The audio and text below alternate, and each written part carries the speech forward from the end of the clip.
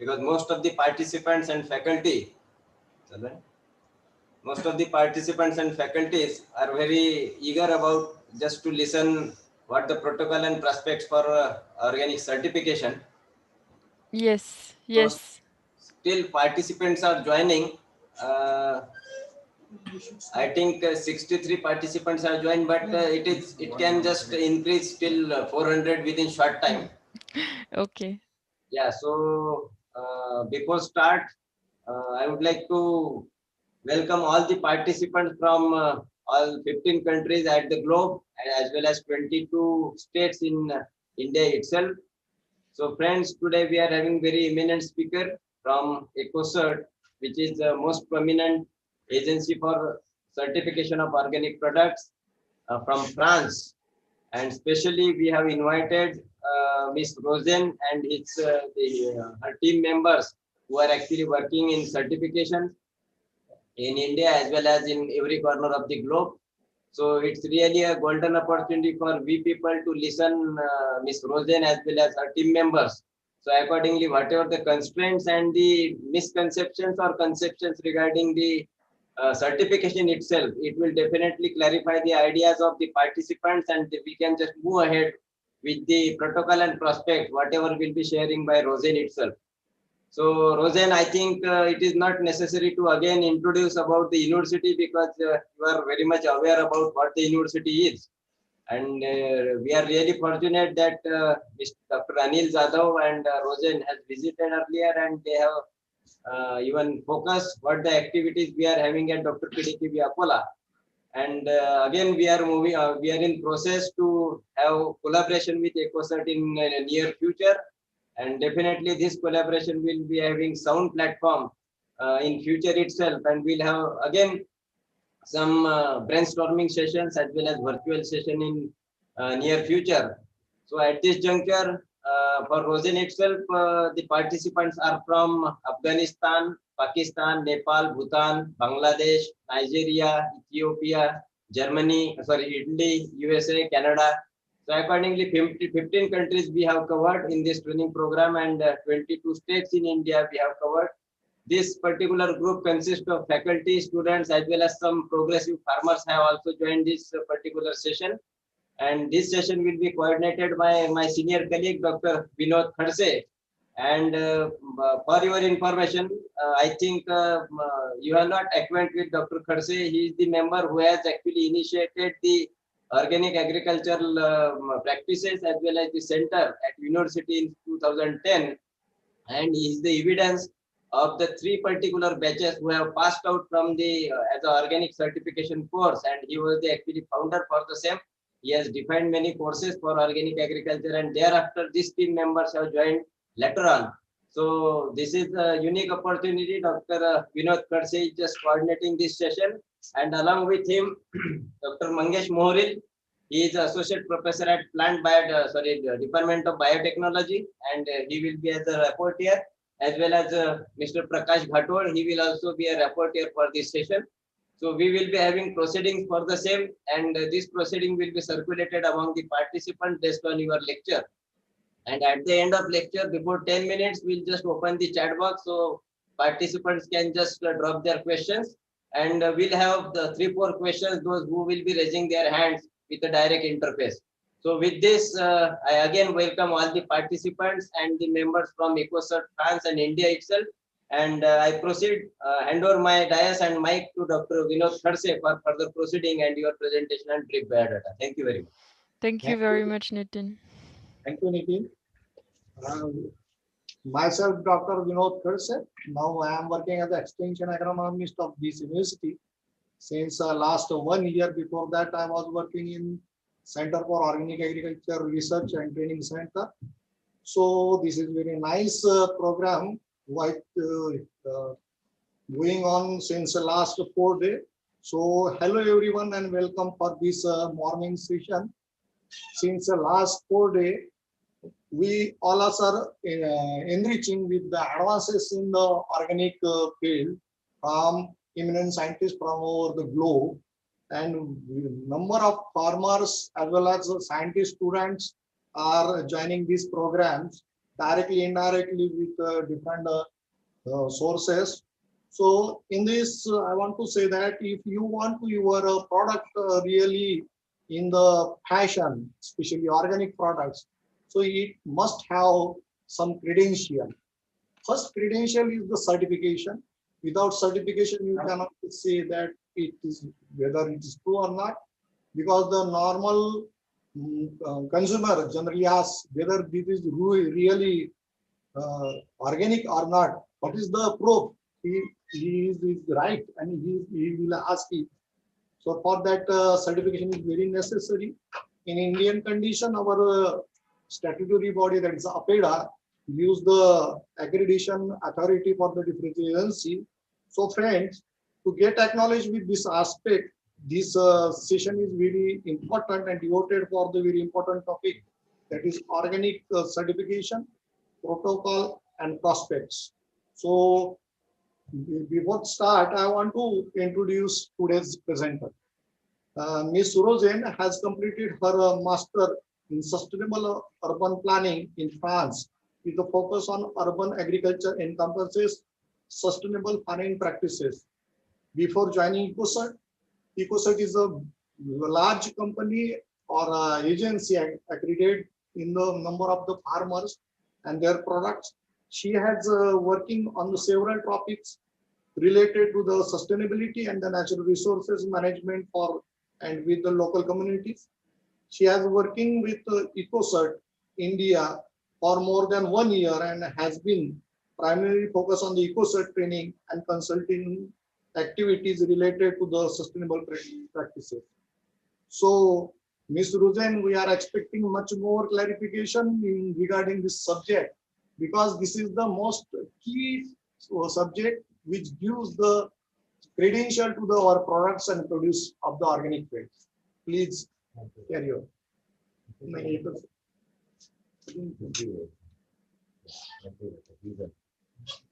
So another person is also, that is, he is farmer.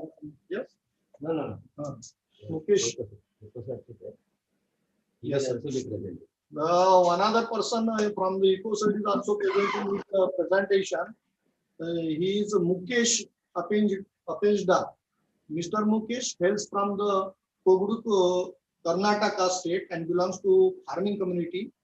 He completed his BSc Agriculture at the University of Agriculture Science GKVK, Bangalore, Karnataka. MSc from University of Agriculture Sciences, Dharwad, Karnataka. He is working in the various certification bodies including SKL International, SGS India Private Limited and Control Union certification, and was actively involved in the inspection of different organic projects. He is well conversant with the international guidelines of organic agriculture, EEC, NOP, JS, NPOP, Demeter, Global Gap, UTZ standard. Presently, he is working in EcoCert. India has a regional sales manager from last 7 years. He is responsible for strategic development, market research, recommendation, implementation, and execution of organic standard within the organization. Very nice biodata of this Mukesh. So Mukesh, you also welcome for this session. We are you are having very large experience in different agencies. So all participants are requested to get advanced developments in this sector. Please hand over to Rosen. Thank you everyone for the introduction. And I don't know if you can share the presentation that we had sent you, or I will do it from my end. At your end. Okay, okay, no You can issue. proceed, Rosen. Okay, so today, like you were saying, just give me a minute. I will share it.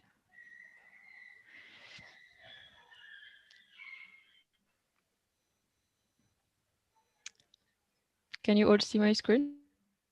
Yes, yes, yes. Please. Yes. Perfect, perfect. So, thank you for introducing us. And like you were saying, we are from EcoCert, which is a certification body in India working on the organic certification and all the sustainable certification schemes related to agriculture, textile, and cosmetics.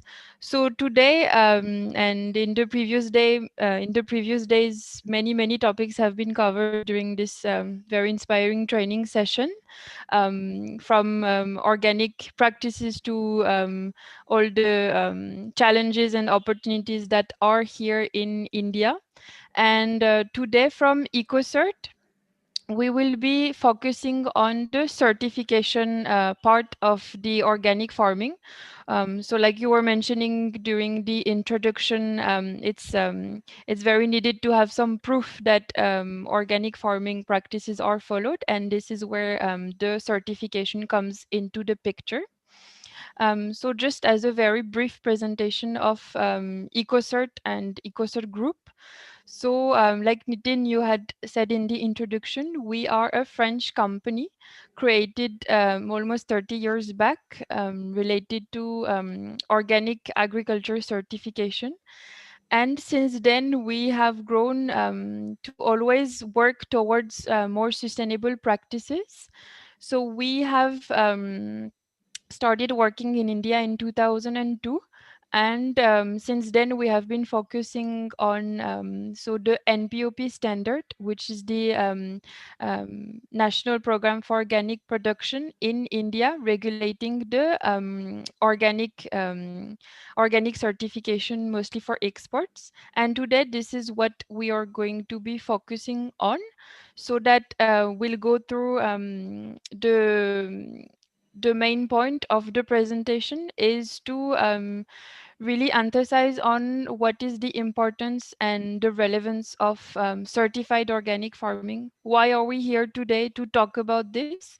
And I think in the whole organization of this, focusing on students and faculty members, is to really, I mean, it's a great platform to show how important and how many opportunities are lying within the certification for organic agriculture. And my colleague Mukesh will be covering the main organic regulations and criteria around the NPOP standard in India, and we'll also go through the certification process with you so that you have a good understanding of what is the regulation here in India, what are the main requirements for crop production and processing activities, and what does it mean to be certified. And like we were mentioning also, in terms of prospects, what are the challenges today of the organic certification specifically in India, and what are the potential outcomes and really the importance of the certification for organic farming. So I will just pass on the presentation to my colleague Mukesh, who, like you were mentioning in the introduction, has extensive knowledge on organic farming in India, specifically, to let you know a bit more about the situation here, the context, and why are we all gathered to speak about organic farming and its regulation. Mukesh? Yeah, thanks, Rosen. Thank you. Can you, it's a good morning to everyone. It is a pleasure to be connected with you all with Zoom.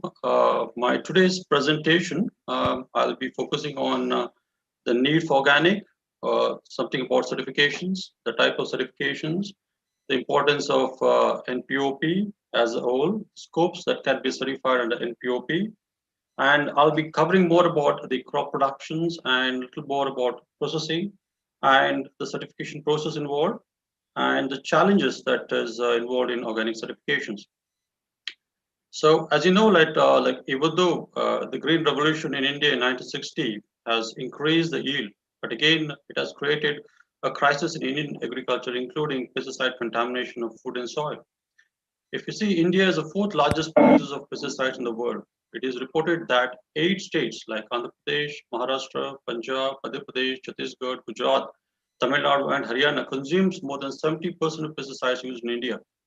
Among the crops, paddy accounts for the maximum share of consumption, that is 26 to 28%, followed by cotton is 18 to 20%. There are 292 pesticide risks in India, and it is estimated that there is around 104 pesticides that are continued to be produced or used in India that has been banned in 2 or more countries in the world. Recently, we have seen acute pesticide poisoning deaths among Indian farm workers and farmers. It is not just human beings, but the wildlife and livestock that are being poisoned routinely by toxic chemicals. One of the present examples would be about Kasargod in Kerala of endosulfan. The spraying of endosulfan in the cashew plantations of state-owned plantation corporation of Kerala has caused disaster on biodiversity, and which has caused a lot of health impacts, including nervous systems, like even reproductive systems like puberty delay in boys, infertility among men, girls attaining menstruations early, menstruation disorders are frequent as estrogenic effects. Even it has also caused about skin effects like rashes, skin irritations, and other effects like it has also affected kidney and liver. If you see the recent news in Illore in AP, about 500 people were hospitalized. This is because pesticides and fertilizers used by farmers en route are dumped into canals and contaminate the water which were used for drinking by the villagers. Export of All Indian Institute of Medical Science, AIMS, and Indian Institute of Chemical Technology, IICT, on other reputed institutions have confirmed that the residue of pesticides could be the reasons for the outbreak of mysterious disease in Ellore city in Andhra Pradesh in West Godavari districts. Even IICT experts found endosulfan and DDT in blood samples. Presently, the Prime Minister Narendra Modi has made an emotional appeal last year in 2019 for farmers to reduce chemical fertilizer and pesticides by 10 to 25% to save the soil. The Prime Minister also said that a campaign should be eventually started to stop their use completely. The biopesticide segment has only 3% share, which indicates huge potential for us as a government to shift towards organic farming. Any reduction in fertilizer use, which also helps the government reduce the subsidy, which is estimated to around 79,000 crores. The second is nutrition imbalance, especially in India. Like, the Global National Report 2020 has stated that India among 88 countries that are likely to miss global nutrition targets by 2025. It's also identified the country has one of the highest rates of domestic inequalities in malnutrition. If you see the result about the collapse of agriculture farms, cost of cultivation has increased nowadays as the farmers are totally dependent on external input and monocropping. For many of the crops, the returns has stagnated. There is no significant increase in past 5 years. This has resulted in migration of farmers to cities. The third would be the greenhouses effects in an atmosphere and atmospheric pollutions. India has the third highest greenhouse gas emitter behind China and United States, and agriculture and livestock accounts for 18% of gross national emission, the third highest sector after energy and industry. About 23% of greenhouse emissions from human activities come from overuse of chemical fertilizers, soil erosions, deforestation, and change in land use. Managing these resources is important as they are fast depleting. The Indo-Gangetic Plain is also one of the world's largest and rapidly growing ammonia hotspots, as pollution from stubble burning makes the headlines again in northern India, especially Punjab and Haryana. The water scarcity and logging of salinization is again a big issue after green revolutions has rendered a land infertile, led to the extensive water consumptions and aggravated groundwater loss. The country agriculture sectors already consume over 83% of available water resources, according to the Central Water Commission. In India, 70% of farms rely on groundwater, which depletes reserves. The estimates suggest that every year, nearly about 10% additional area is getting salinized. And by 2050, around 50% of the arable land would be salt affected. Desertification and erosion is one of the major issues in India at the moment. Like, India faces a growing crisis of land degradations. Nearly about 30% of the land area, as much as area of Rajasthan, Madhya Pradesh, Maharashtra put together, has been degraded through deforestation, overcultivation, soil erosions, and depletion of wetlands. Soil toxicity and micronutrients is one of the major issues at the moment. As per the PwC reports in India, an average about 36.5% of soil are deficient in zinc, iron, copper, magnesium, and boron. Fertile soils is turning into barren lands due to the high use of synthetic fertilizer and chemicals.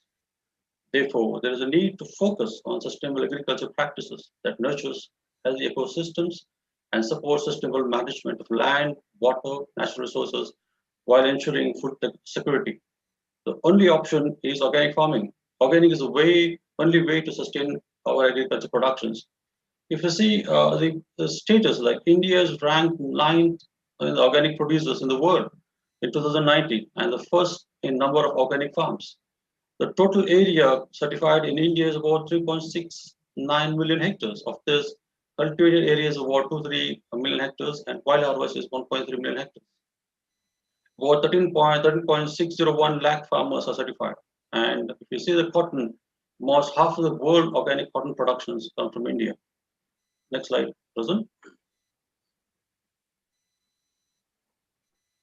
So now the question is why organic farming is important? What is the need of organic certification? So today, as a consumer is more aware and responsible about what they eat and drink, there is an increased interest in and consequently a rising demand on organic products. Certification has been put in place in many countries to provide consumers with confidence in the product they buy, compliance to the local international regulations. In order to label and sell the product as organic, the whole chain includes the farmers, processors, traders, and distributors must undergo a certification process. Organic certifications guarantees that organic regulations have been followed with verifications, inspection, and yes, record keeping, thus tracking of organic products from production to the process to the final sale. Organic certification provides a guarantee throughout all the supply chain, allowing business to highlight their ethical practices. It ensures complete traceability for transparency that meets consumer expectations, that providing consistency and uniformity of the product, and ensures integrity and trust on the product. Certification allows the operator to produce and market their products, making specific references to certifications and enables product branding. Organic certification ensures that no prohibited pest control is in use, as well as making sure that the product has sufficient control in place to guarantee that no non-organic products can accidentally get mixed with organic. So if you purchase a product with organic seal, you are assured that the product was produced without synthetic pesticides, herbicides, or fertilizers and GMO-free. This would increase the consumer recognitions and confidence in the product. Next slide. So organic certifications, there are two things that is very important when you talk about organic certifications. One is the legal national regulation of the standards or required standards. When we talk about organic regulations or organic standards indicate that the organic food or the product has been produced through approved methods. The organic standard describes the specific requirement that must be verified by a certification body before product has been labeled organic. There are a set of criteria that an organic food must meet and suitable for human consumptions. These are the laws that are set out rules by the concerned countries that cover the whole chain from farm to fork and are mandatory. Organic certification is regulated in different countries. If you see, like every country, some of the countries has already regulated. Like for example, India has got its own standard called Npop, which is an export standard. Similarly, if you're exporting a product to Europe, it has to comply to ECA 34/2007. Similarly, for Japan, it's JAS, Canada, it is COR, and now USA for NOP. So these are statutory requirements that is required, for example, if anyone want to export a product to these countries. In India, the domestic market is being regulated by FSCI. As per the FSCI gazette notifications, which clearly says that if anyone want to sell the product in domestic market, anyhow it has to comply to FSCI, but you have to comply to the NPOP standards or PGS. When you talk about private labels, these are private labels are the standards designed and owned by non-government entities. It may be a profit of business or non-profit organizations or farmer associations, etc. Private standards are voluntary by definitions; they're not mandatory. These associations serves the development and promotion of organic agriculture. They provide customers marketing support and actively campaign organic food and farming. Example like Biosys, which is a private standard in Switzerland, like Naturland, which is a standard which is very popular in Germany, like Crow, which is a standard in Switzerland. Again, this part standard also covers scopes that are not defined in regulations, because if you see the whole regulations or the standards, they are mainly for food, edible products. So for non-edible products like textiles and cosmetics, private standards comes into picture. Like we have GOTS, Global Organic Textile Standards for textile products, and for Cosmos, it is cosmetic product is Cosmos. So next slide, Rosen. So why the focus on FOP is uniqueness. So as you know that, NPOP is not a domestic standard; it's an export standard. This standard has been passed through a Directorate of Foreign Trade Act, which clearly says that if anyone in India want to export a product, first they have to comply to NPOP. Without NPOP, you cannot certify to any other standards, like it may be EU or JAS or it may be NOP. So this is a mandatory requirement. When you compare to any other countries, like every country has got an import standard, but India is a little opposite. We have a standard for exports, that is NPOP. So some of the uniqueness of NPOP would be like NPOP has got an equivalency with European standards for unprocessed products, not for the processed products. So if you're exporting unprocessed products like grains, pulses, and everything, there's no need to have a separate EU certificate to export this product to European Union. Similarly, NPOP has got an equivalency agreement with Switzerland, like for again for unprocessed products, and with the USDA, it has got a NOP confirmatory assessment. This means that USDA has given an authority to EPIDA to accredit certification bodies in India as per NOP standards. So if you see in India, you see that all certification body for NOP are accredited through EPIDA. So when you talk about group certifications, India is the only standard, NPOP is the only standard in the world that has set standards for group pharma groups. There's nowhere in the world which has got standards for pharma groups. These standards details you can refer to the chapter 5 in NPOP, which is give clear guidance about simulated productions, internal control systems, and everything. Next, TraceNet. Like TraceNet is an internet-based electronic service offered by PETA to facilitate process certification for export of organic products from India. It is the first initiative of online traceability for organic productions and the export, enabling the tracking of processes and product movement across the organic value chain. Currently in India, all certificates for organics are issued through a TraceNet. TraceNet captures all data related to the crop productions, processing, trading, wild collections, etc. Even all transaction certificates are also issued through TraceNet. India is the only country in the world to have online traceability system from farm to fork. This was implemented from 15 January 2010 by PETA to have uniformity in certifications. Next slide. So when you talk about the scope of NPOP, what can be certified? Like we can certify individual farmers groups, like farmer grow groups or farmer produce organizations, processors, packers, retailers, wild collections. So any persons who sells a product, if we raise invoices, shall be registered and certified as per NPOP. So what are the different scopes? Like, we can certify under NPOP. Like one is organic crop productions. It covers all annual and perennial crops can be certified under organic crop production standards.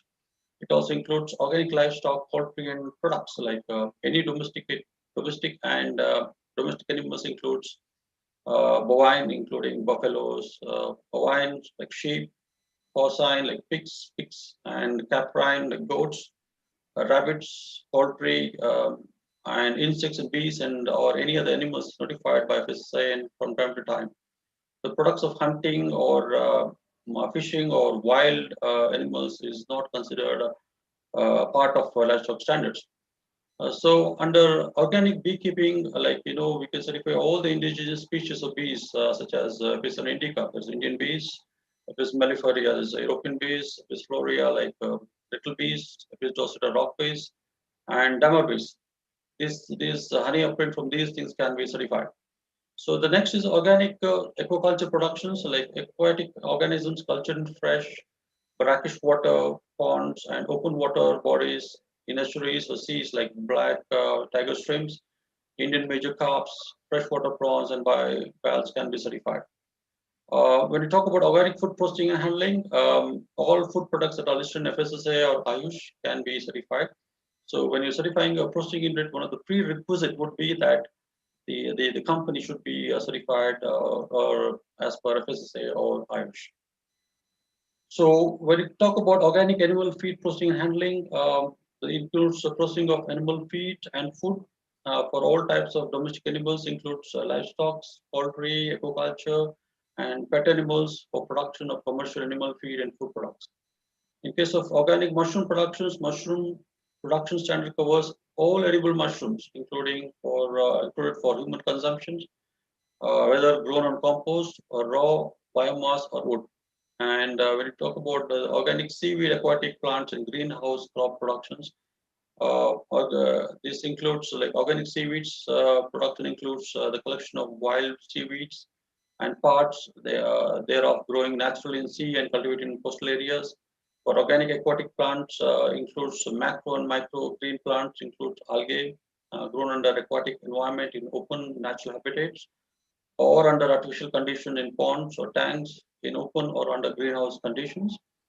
And in greenhouse crops includes green general agriculture and horticultural crops that is cultivated under greenhouse conditions. So this is all about the scope of NPOP. Next slide, Rosen. So in case of organic crop productions, I'll be covering a little detail about this. In case of organic crop production, the organic crop production give emphasis for the healthy soil. The healthy soil are the basis for health food productions. It is estimated that 95% of food is directly or indirectly produced on soils. Healthy soils are the foundation for food system. Soils that are basic for agriculture and a medium in which nearly all food producing plants grow. Healthy soils produce healthy crops and in turn nourish people and animals. Indeed, healthy soil quality is directly linked with the food quality and quantity. So the producers or the farmers who want to seek for certification under organic should require to develop organic crop production plan. This is most important for any certifications. You need to have a plan. This plan includes the description of package of practices, procedures to be performed. It includes the list of inputs normally used in producing, along with their composition, frequency of use, application rates, and source of commercial availability. It also includes the source of planting materials like seeds and seedlings, and it also includes the description of the monitoring practices and procedures to be performed and maintained to verify the plan is implemented effectively. The plan should also include the management practices and physical barrier establishes to prevent from commingling or contamination of organic production unit from conventional farms or like split operations or parallel operations. And it should also include the description of the record keeping system implemented to comply with the requirements. The most important is about the conversion periods. The standard clearly defines the conversion periods. Conversion is a process of changing the agriculture farm from conventional to organic farms. It's also called as transition in some terms. The conversion period is the time between the start of the organic management and the certification of crops as organic. For the duration of conversion periods, in case of annuals and biennials, the products produced can be certified organic when the requirement prescribed in the standards have been met during the conversion period at least for 2 years.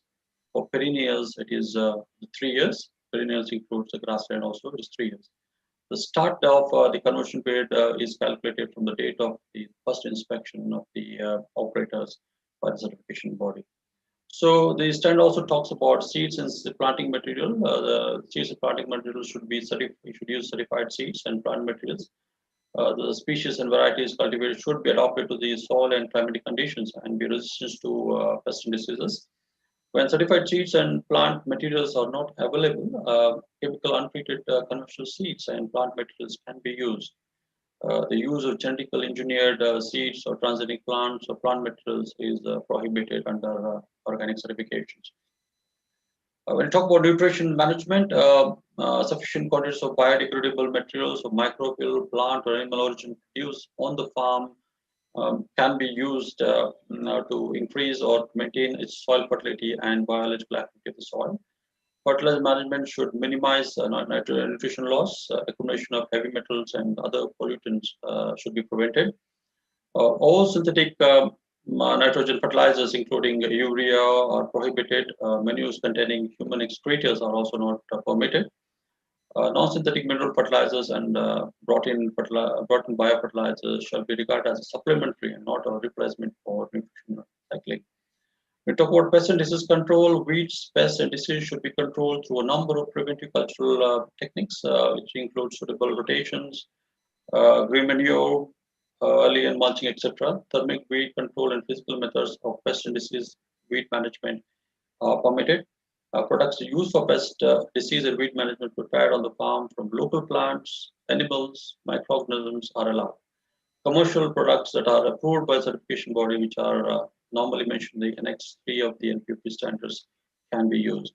Use of synthetic herbicides, fungicides, growth regulators, synthetic dye, insecticides, and pesticides are prohibited as per the Npop standards. When we talk about soil and water conservations, relevant measures should be taken to prevent erosion, salination of soil, excessive and improper use of water, and pollution of ground and surface water. Clearing of land through means of burning organic matters. It's like example like slash burn, straw burning, or restricted to the minimum. The clearing of private forest is also again prohibited as per the standards. We talk about contamination control. All relevant measures has to be taken to minimize contamination from outside and within the farm. We should have a proper buffer zone should be maintained to prevent contamination from conventional farms. Major emphasis is given to have diversity in crop productions that takes into account pressure from insects, weeds, disease, and other pests, while maintaining or increasing soil organic matter, fertility, microbial activity, and general soil health. So this is all about organic crop productions. Next slide, present organic food processing. In case of organic food processing, like the basic requirement is any operator or a company wish to get certified under organic food processing should have FSSA or IUC license. Without IUC or FSSA license, we cannot certify these processors or factories in India.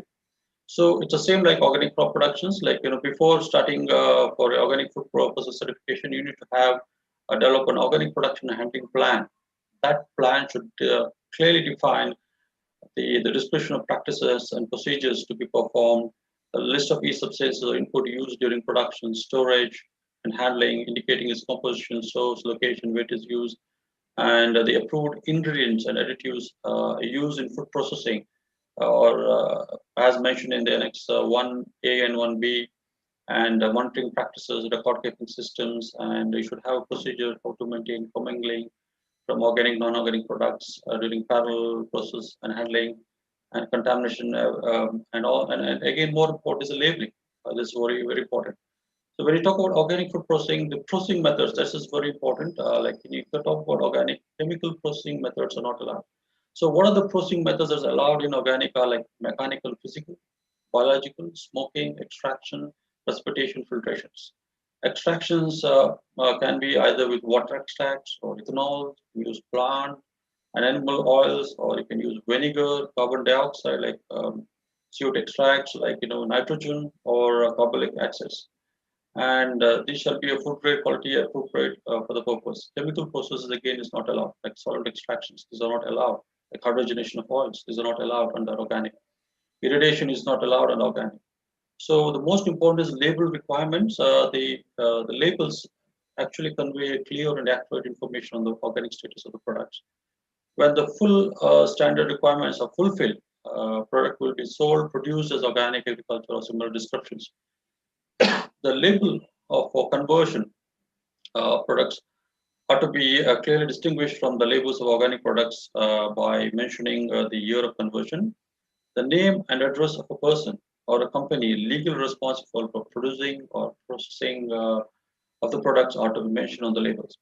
So when you talk about single ingredients, if it is ingredients, like if it is 100%, you can mention is organic. But in case of there are multi-ingredients, like for example, you're mixing 2 or 3 more ingredients, There are different categories of the multi-ingredients. One is organic, one is made with organic, and then other is just mentioning the which is less than 70% organic. When you talk about organic, in case of processing for multi-ingredient products, the product at least should contain about 95% organic ingredients, and remaining 5% are allowed ingredients that are mentioned in the additives of processing aids. And this product can be claimed as organic, and you can use the organic logo, like the Npop organic logo, everything on the product.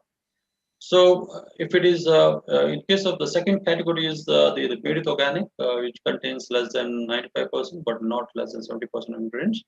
The remaining 30% must be allowed ingredients or non-ingredients which is mentioned in the standard. It's not something you can use anything. It has to mention standards. In case of made with organic ingredients, you are not supposed to use organic logo. The third category would be the ingredients which is less than 70%. In this cases, food products that contain less than 70% ingredients do not qualify for the organic labeling. In this case, organic ingredients may appear on the ingredient list. Such products may not be called organic, and you can't use organic logo on a product. So when you talk about calculation of percentage, added water and salt are not included in the percent calculation of organic ingredients. Organic products are not to be labeled as genetically engineered or genetically modification free in order to avoid potential misleading claims about the end products. So next, Rosen, it's a certification process.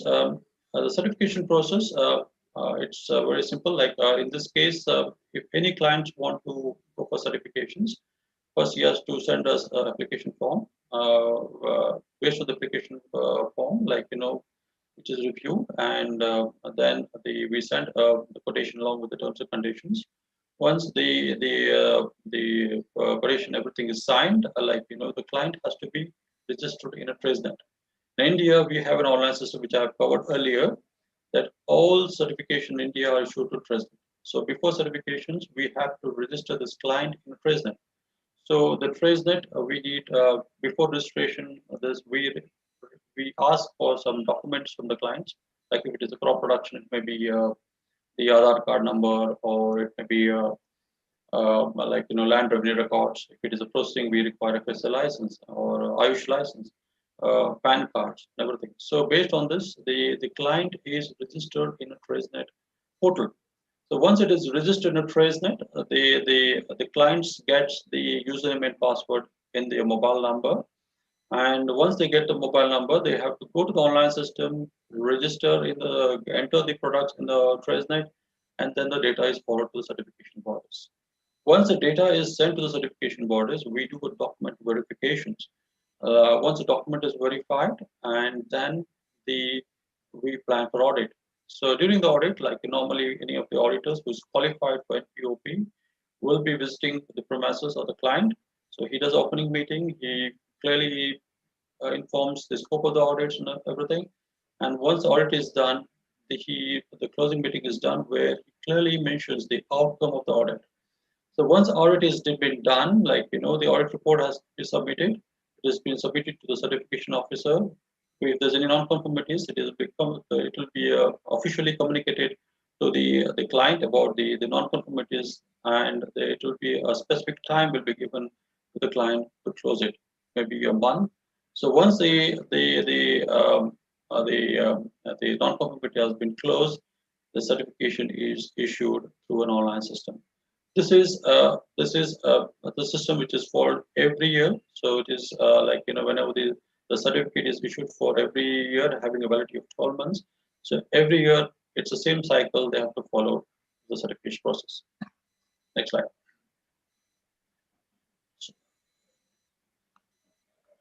Challenges of today's organic certifications. This is something which is very important.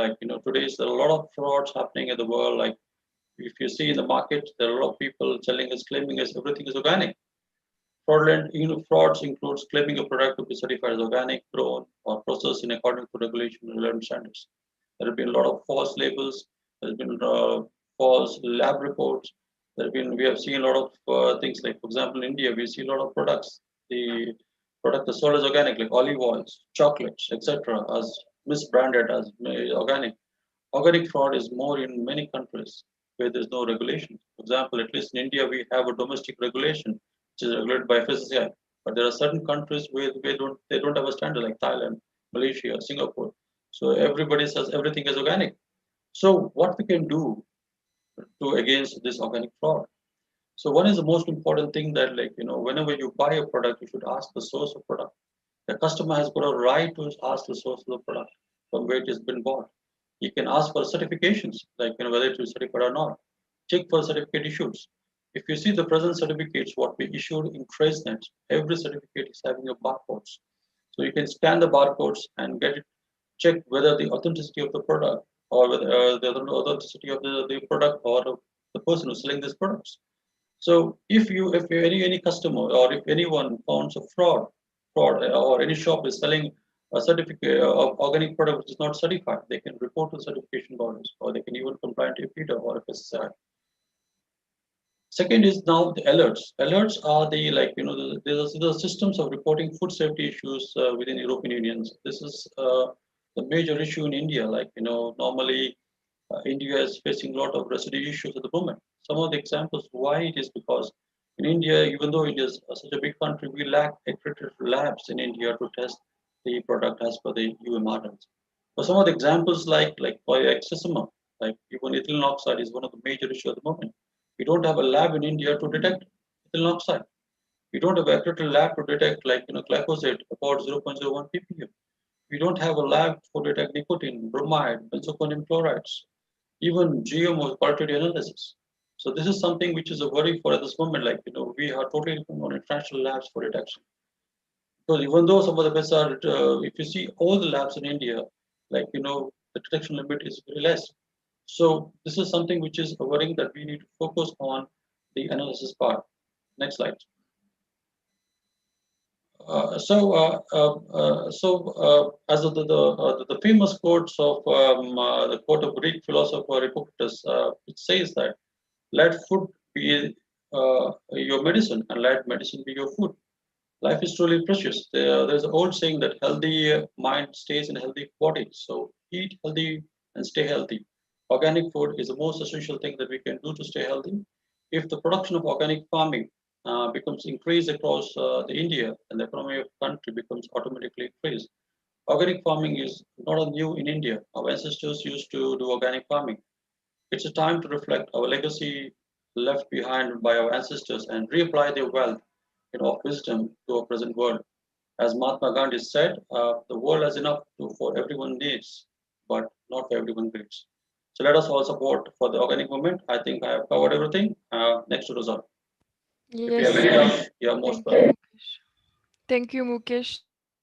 So, it was just a last slide to show you that beyond the NPOP standard and the organic certification, you have all other products that can also be certified under other standards, like Mukesh was mentioning, mostly private standards, such as the one for cosmetics and textiles. We mentioned a lot cotton during all these days of the training, and there are also certifications for textiles specifically. I think now we can open the floor to some questions. Nitin? Yeah, Listen. Yes. Thanks, Rosen. This is a very nice and precise presentation, because this topic is very necessary for whatever we are doing in the organic field. Our product must get recognized by the market as well as our consumer, and his credential is most important. For that, our informative and the tracking of that material where it is developed or the produced. So this system is gives that credential. So I think then questions should be asked by the participant, must be included in this topic. So, Yeah, Rosen, actually, so many questions are in chat box. I hope you must be watching. So we'll just take one or two. So accordingly, those who are raising hands, will just give chance to those people just to interact with you people. So I think the first question is from Mahesh Kulkarni. if the product, he has asked if the product want to sell locally, do we require certification? Can I ask, like, what is earlier, if you see, like, last 2 years, domestic market was not regulated, but now the domestic market has been regulated by FSSAI. So the FSSAI, as per the Gazette notifications, it clearly confirms that, like, if anyone want to sell the product domestic market, either the product has to be certified with Npop or with PGS. So FSSAI, accepts both the process. It may be Npop or PGS. Okay. Uh,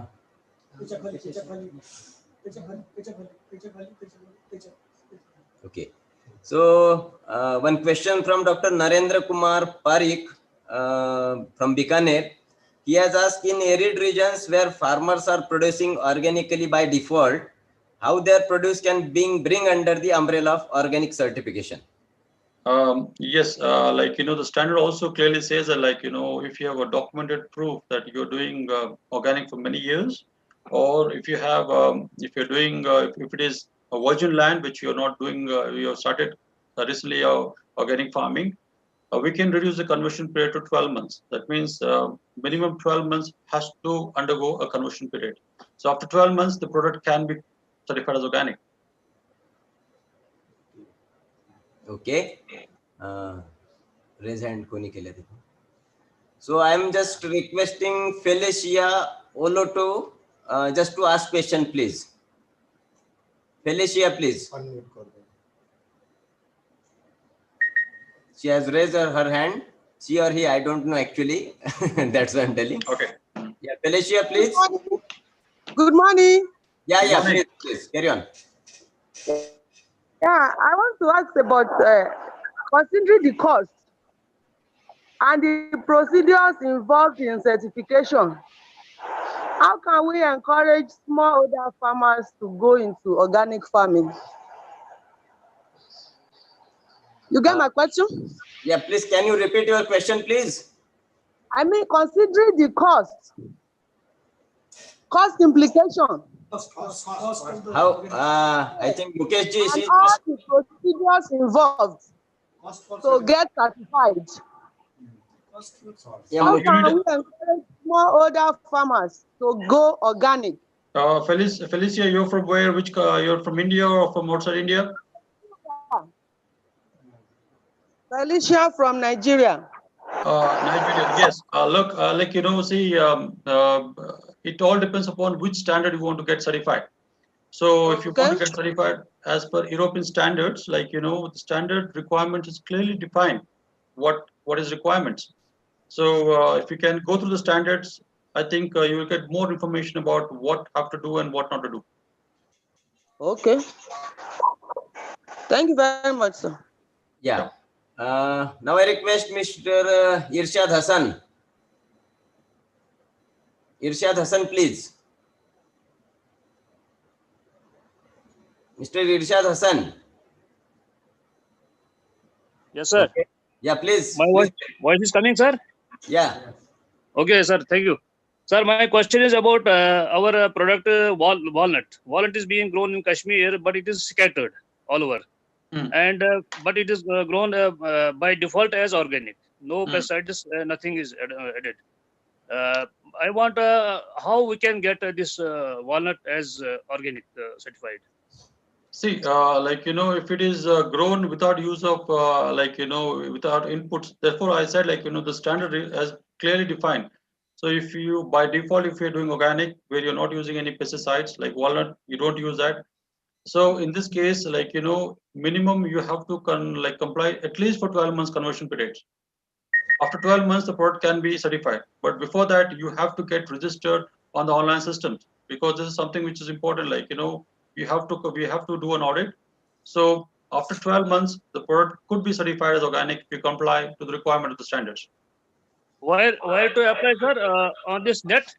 No, you have to apply to us. We are a certification body. We'll send you an application form. If you otherwise you can just note my email ID. You can send me email. I'll send you an application form. Based on that, because first of all, like we have to register in a TraceNet. So sir, I am speaking, excuse me, sir. I am speaking on the behalf of our farmers, not myself, because our farmers, they have individually, few trees, someone having 10, some 15, some 100 like that. I want to help those farmers. How so they can do? there's option called like, sir, if you have a lot of farmers in your area, you can form a farmer group. Like, see the standard also clearly defines like, you can have a farmer group having more than like, from 500 farmers. So on behalf of the farmer group, you can apply it and then we can certify for the whole farms. It may be like, 500 farmers. Mm-hmm. Sir, one more question related to this, actually, if am I allowed? Yeah. Please, Once any certifying agency from India certifies our product, can the same certification be used for export purpose also? Yes, To because any other basically, like, country? what I said in my presentation, like NPOP is an export standard. So, like, once it is certified, like an NPOP has got equivalence with EU. That means you can export your products to unprocessed products to even to Europe and Switzerland. What about these Gulf countries, sir? Gulf countries does not have own standard, so they accept even NPOP, EU, everything. That depends upon your buyer because see, when you talk about organic certifications, there are few countries in the world which has regulated the standards. That means anyone who's exporting product to those countries should comply to these standards. So, like for example, Europe, like US or Switzerland, or it may be like Canada or Japan.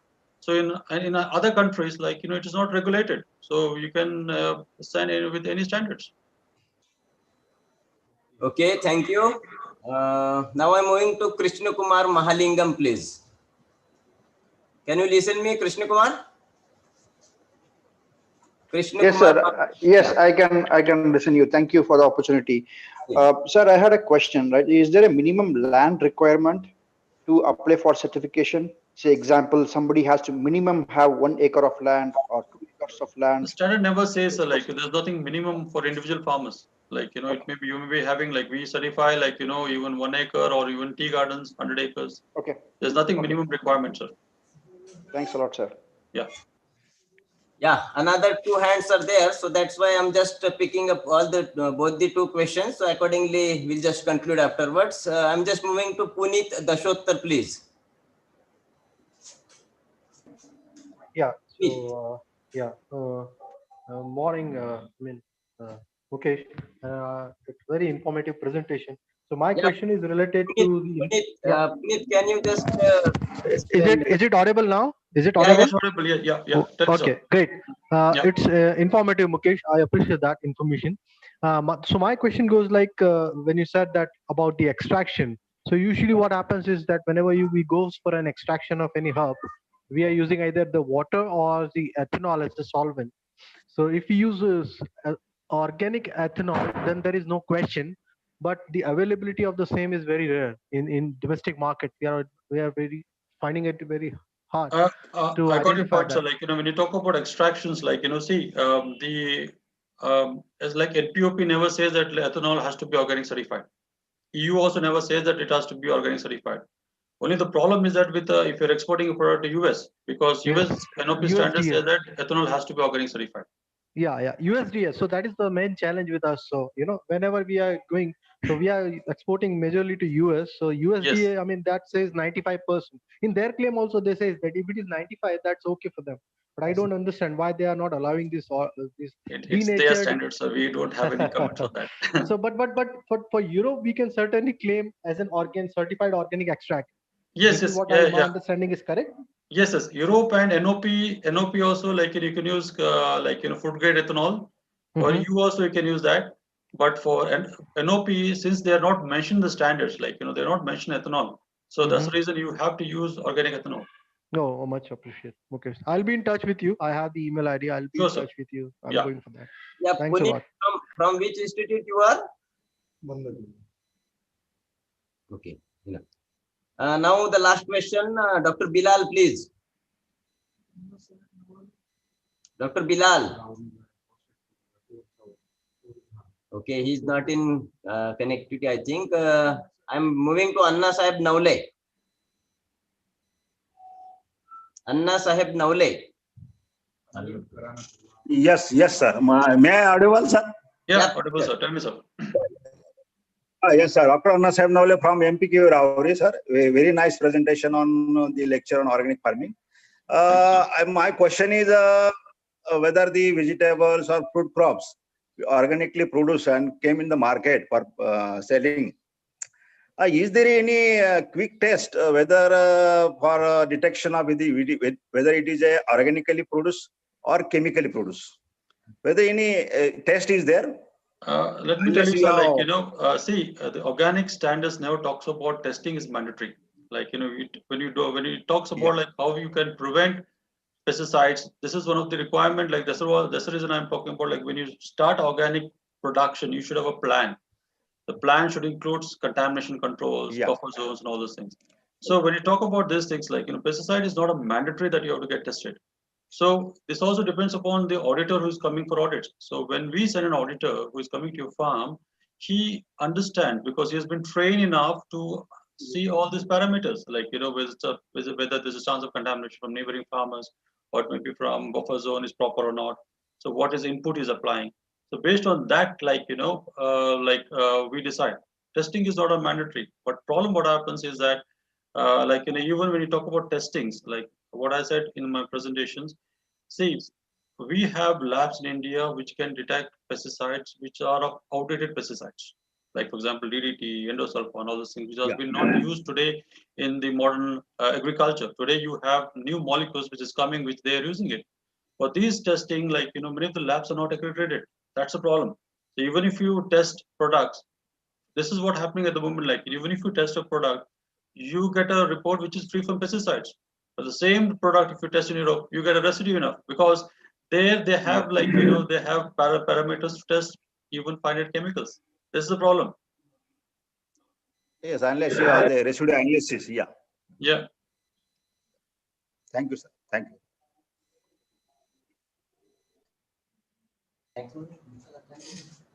Thank you for the good answers and good questions. So next move to. Okay, thank you, Rosen, and thank you, Mukesh. I think it was the most most important lecture during the series of this training program, because certification has unending session. Can be we can just run for a whole day. So definitely we'll have a brainstorming session separately on organic certification thereafter. So where we can just have a direct interface with the peoples at the national level. So, and again, I am very much thankful to both, because both the persons today, the speakers, smart by their own knowledge as well as in presence and with their own personalities. So thank you very much for joining this session and sparing your very valuable time. And I hope all the participants must have delighted and they ignited with the new knowledge and new inventions, and whatever the presentation you made, definitely it will shape up their own ideas regarding the certification, and they will come up with new invention in near future. And definitely this can be a good platform where we can just have interaction and just go ahead. So thank you again for your time and your topic, whatever you presented, and near future will definitely have good collaboration and again run some new programs too. Thank you very much. Thank you It so was a much. pleasure connecting you with all of them. So thank you so much. Thank you. So just we are proceeding our agenda. You can just leave the meeting also. Otherwise, you can just continue, because you are the invited speakers, and whatever we have here under the Organic Agriculture Center, Dr. Kishore Bidwe and Dr. Prashant Joshi, they are the dairy scientist as well as the horticultural scientist, and whatever the inventions and whatever the activities we are running under this umbrella, you can just watch very well. And even I think Rosen has very well come across with the activities, but I think Mukesh is very new to we people. So I think Mukesh can just join, and Rosen to you too. So whatever the video we are just running as a practical part, I think you can just also watch and you can just be continued with the session. So friends, this was the first session of the morning, that is on organic certification. Now we are moving to the practical in respect of dairy as well as the horticulture value addition. So I think since 14th, you are watching various practicals and video clips on bioagents, then pest management, disease management, then soils and composting techniques. But today, you must be knowing when we are just moving for the organic agricultural practices, the other enterprises in concern to the cropping systems are having very vital importance. So the dairy enterprises is having extremely vital importance because this is the input for organic agricultural system. And from dairy itself, we are getting so many inputs we can just apply in the field and where we can just get premium price food afterwards. So Dr. Kishore Bidwe, he is the assistant professor at Department of Animal Husbandry and Dairy Science. He is also public relation officer for the Dr. PDKV Apola. Now he will be interacting with you for first 15 or 20 minutes and thereafter we'll just move to Dr. Prashant Joshi. Again, the another enterprises that is horticulture. So in respect of horticulture, we are having citrus species and custard apples and various underutilized fruits, which can be a good asset for organic agriculture. So friends, you just continue the session and we'll just move towards the first video clip by Dr. Kishore Bidwe, please.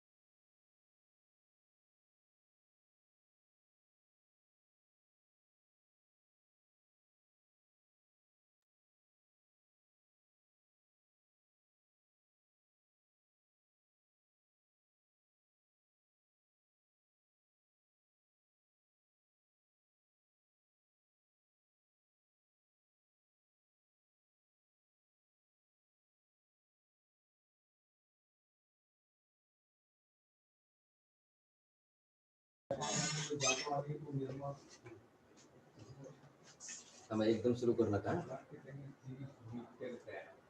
पहले शुरू कर या दिसू दे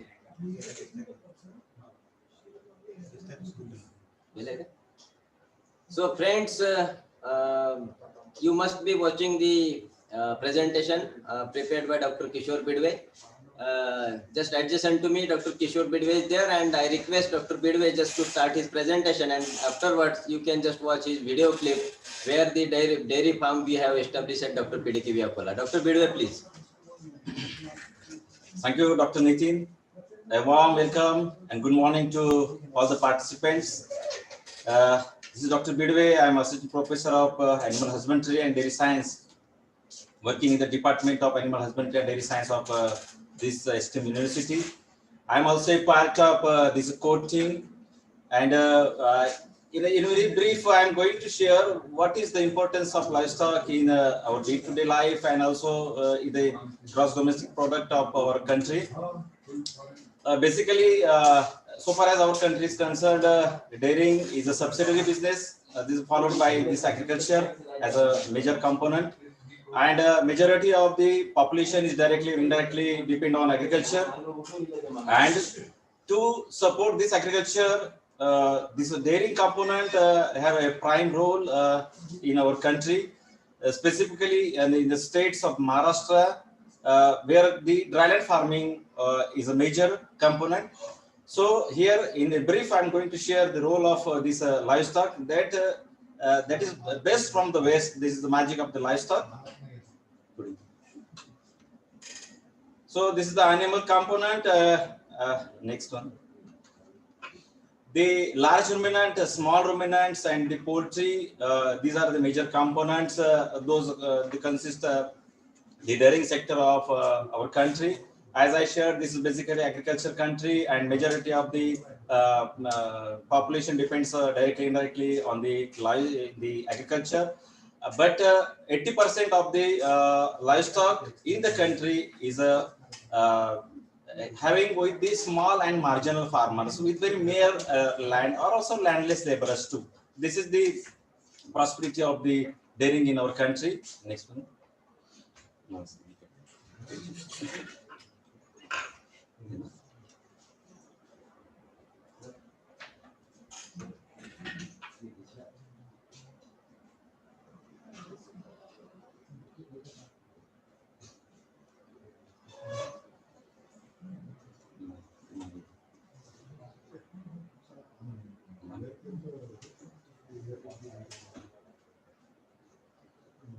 Okay, so as I already mentioned that this is the business majorly confined to the rural sector.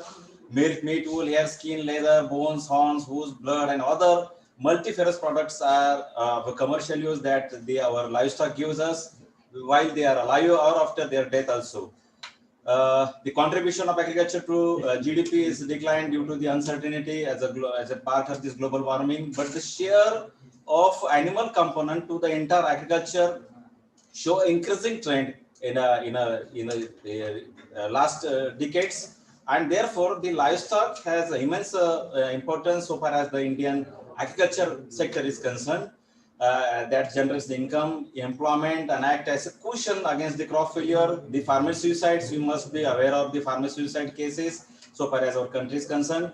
The survey shows that the farmers, they commit the suicide, those only having nothing, a subsidiary business. So in that case, the government, the center and the state government also emphasize the importance of the subsidiary business like dairying.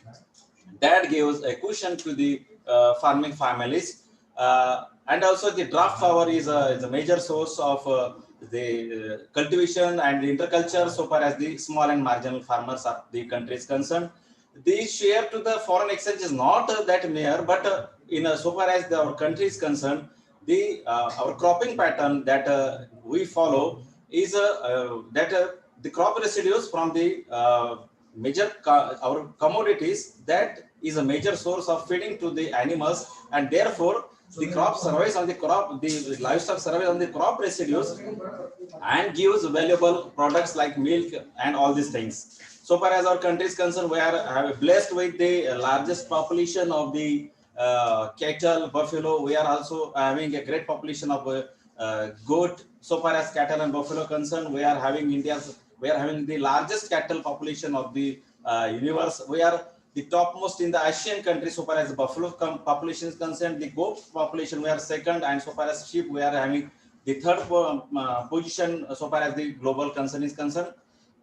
And this is the scenario, but as I mentioned earlier, that this is a business of the masses that is having a small and marginal portion of the land. Therefore, the average production potential of the animals are far below as compared to the world average. And that too, the common grazing system, the general negligence of the farmer, lack of scientific management practices, these are the constraints facing by the dairy owners and the farmers as well. But still, this component gives a sustenance to our farmers that enjoy traditional running of the livestock, and they get the milk. Dung and urine are also the major component to be taken into consideration while the entire scenario, while the GDP is concerned, or while the entire agriculture system is concerned. We are having this major portion. So we are having the majority of the geographical area, the forest, the non-cultivable land, the barren land, the agricultural waste. Those are the major source of the fodder to our animal component. Therefore, we are not having a burden on the major crop like the European countries and the developed countries. So these crop residues gives they fulfill the daily nutritional requirement of the livestock, and we can get benefits out of that with a very negligible expenditure on this particular dairy component. So this is the major portion that I want to mention here, that the cereals, the legumes, those are the crop wastages, the harvesting waste, the farm waste, those are the major source. And like Western countries, we are not giving the cereal grains or any traditional human foods that to the animals, and therefore this component, that is the dairy component, that is having a major role in the day-to-day benefits to the farming community. Those are having a very small and marginal lands. So as this slide shows, that the grain to fodder ratio, that is also major. So far as our the cropping pattern is concerned, we get more wastages, that is the fodder, we get more than the grain, and therefore this is the major side to be considered, and the majority of the livestock survive on the fodder, and therefore we can survive with the animals without any burden on the major our economy. So these are the related so far as the wastages, the small ruminants and the marine activity, also the insiling, that is the activity nowadays we are getting more popularity with the help, with the support of the central and the state department, where the farmers also, with the help of the universities. In our university presentation, I will show how we can doing all these activities. But now the people, the dairy farmers, they are get acquainted with the commercial aspect of the animal rearing and how they can get maximum out of the minimum. Even the fruit byproducts, we are also having their importance, the forest residues and the fodder tree leaves, the forest and the fodder tree leaves. So far as our country is concerned, we are having very high, very warm this summer season, and the milk requirement or the demand for the milk increases during the summer season, and we don't have a sufficient milk due to lack of this feeding the fodder, green fodder particularly. So in that case, this forest and the fodder leaves, every tree leaves is a feed and fodder for the animal component, and we have emphasized so many trials we are going to give to the farmers to show them how these forest residues and the fodder tree leaves are important so far as the nutrition of the animals is concerned.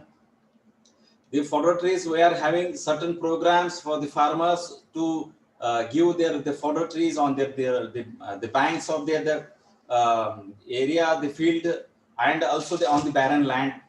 And the farmers getting now most acquainted with the nutritional value, that is the DCP and TDM of various fodder trees, and ultimately they get the increase in the milk production so far as the progeny is concerned.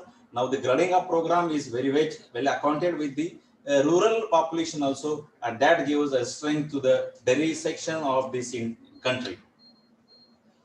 I already mentioned that the livestock survives on the crop residues, crop byproducts, and industrial wastages, processing byproducts, forest leaves, and the fodder trees considered waste material. So considering all this thing, our dairy component doesn't having any direct load on the economy of the farmer. On the contrary, they give the best of their products to. Now we come to the milk production indirect first in terms of milk production. That is, of course, on the contrary, on the basis of this majority of the livestock population, we are having 187 million metric tons of the milk during the year 2019-20, and still we are so far as our state is concerned, we are lacking behind the per capita availability, but the share of the buffalo milk is rather important. That is going popularity in our state. And recently, millions of the small and marginal farmers with landless laborers are engaged in the activity with the help of the support from the state and the central government. The cost of milk production is also lowest as compared to all the commodities that is related to the agriculture. because of these residues and the crop wastages and the fodder and the forest wastages. The annual growth rate of animal component, that is 7.2 as against 3.5 of agriculture. And this business is emerged as a main business in several parts of the country, like Punjab and the Rajasthan part of Uttar Pradesh. The several in various parts of, that is the Western Maharashtra, that is a part of our state, where this animal rearing becoming a main component, followed by the agriculture. So that is also a good symptom. So this is all about what we can get from the milk and the milk products. Everybody, they start with the milk, that is the for tea or for as such, and we end our day with the coffee. During the day also we can enjoying various milk products that give us various fat, protein, lactose, those minerals, ash, that is requirement of our day-to-day nutrition. So far as meat production is considered, we are not having so much share to the international market, but this is an important food commodity. So far as our country and international trade is concerned, we are having 11.3 million metric tons of the milk for the year 2015, and the contribution of livestock economy is estimated to some 15,000 crore, which is a share of, in which a share of milk and meat and meat products is almost 11.5%. That is a good symptom. Also, the flesh foods are rich in protein. That is a source of particularly during this corona pandemic, this meat industry get very high. So far as poultry is concerned, the egg and the meat from the poultry, that is also having at a peak during the recent time of this pandemic. And in present, we are having the broiler industry that is getting more and more expansion, that is from mere 31 million in 81 to 300 millions in 1992. And this is the annual growth rate of some 15%. That is a major hike so far as the broiler industry is concerned. And we may exceed 800 million by the end of this century. This is chemical composition. Animal drought power, this is the major component that we harvest from our livestock.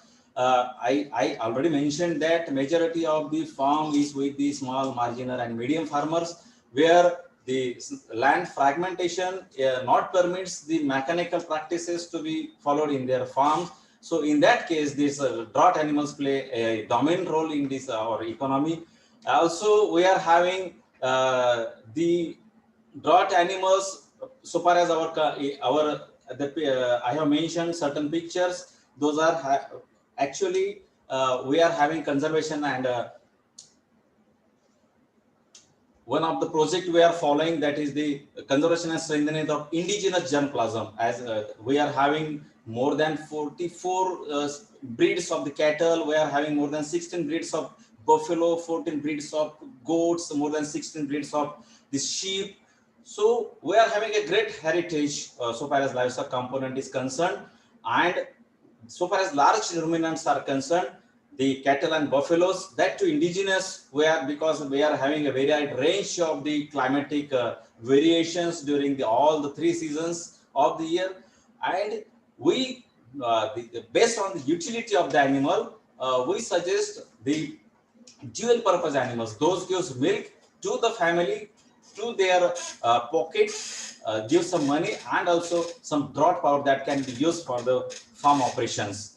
So if we consider the drought power in terms of the megawatt, then we are having some 130,000 megawatt in terms of electric power. And if we consider the current requirement of the electricity generation, we are having a surplus so far as this animal component is concerned. Only the thing is that we should think in that way, and we are now turning that the energy generation from the biogas, that is a major concern nowadays. And we are having one project.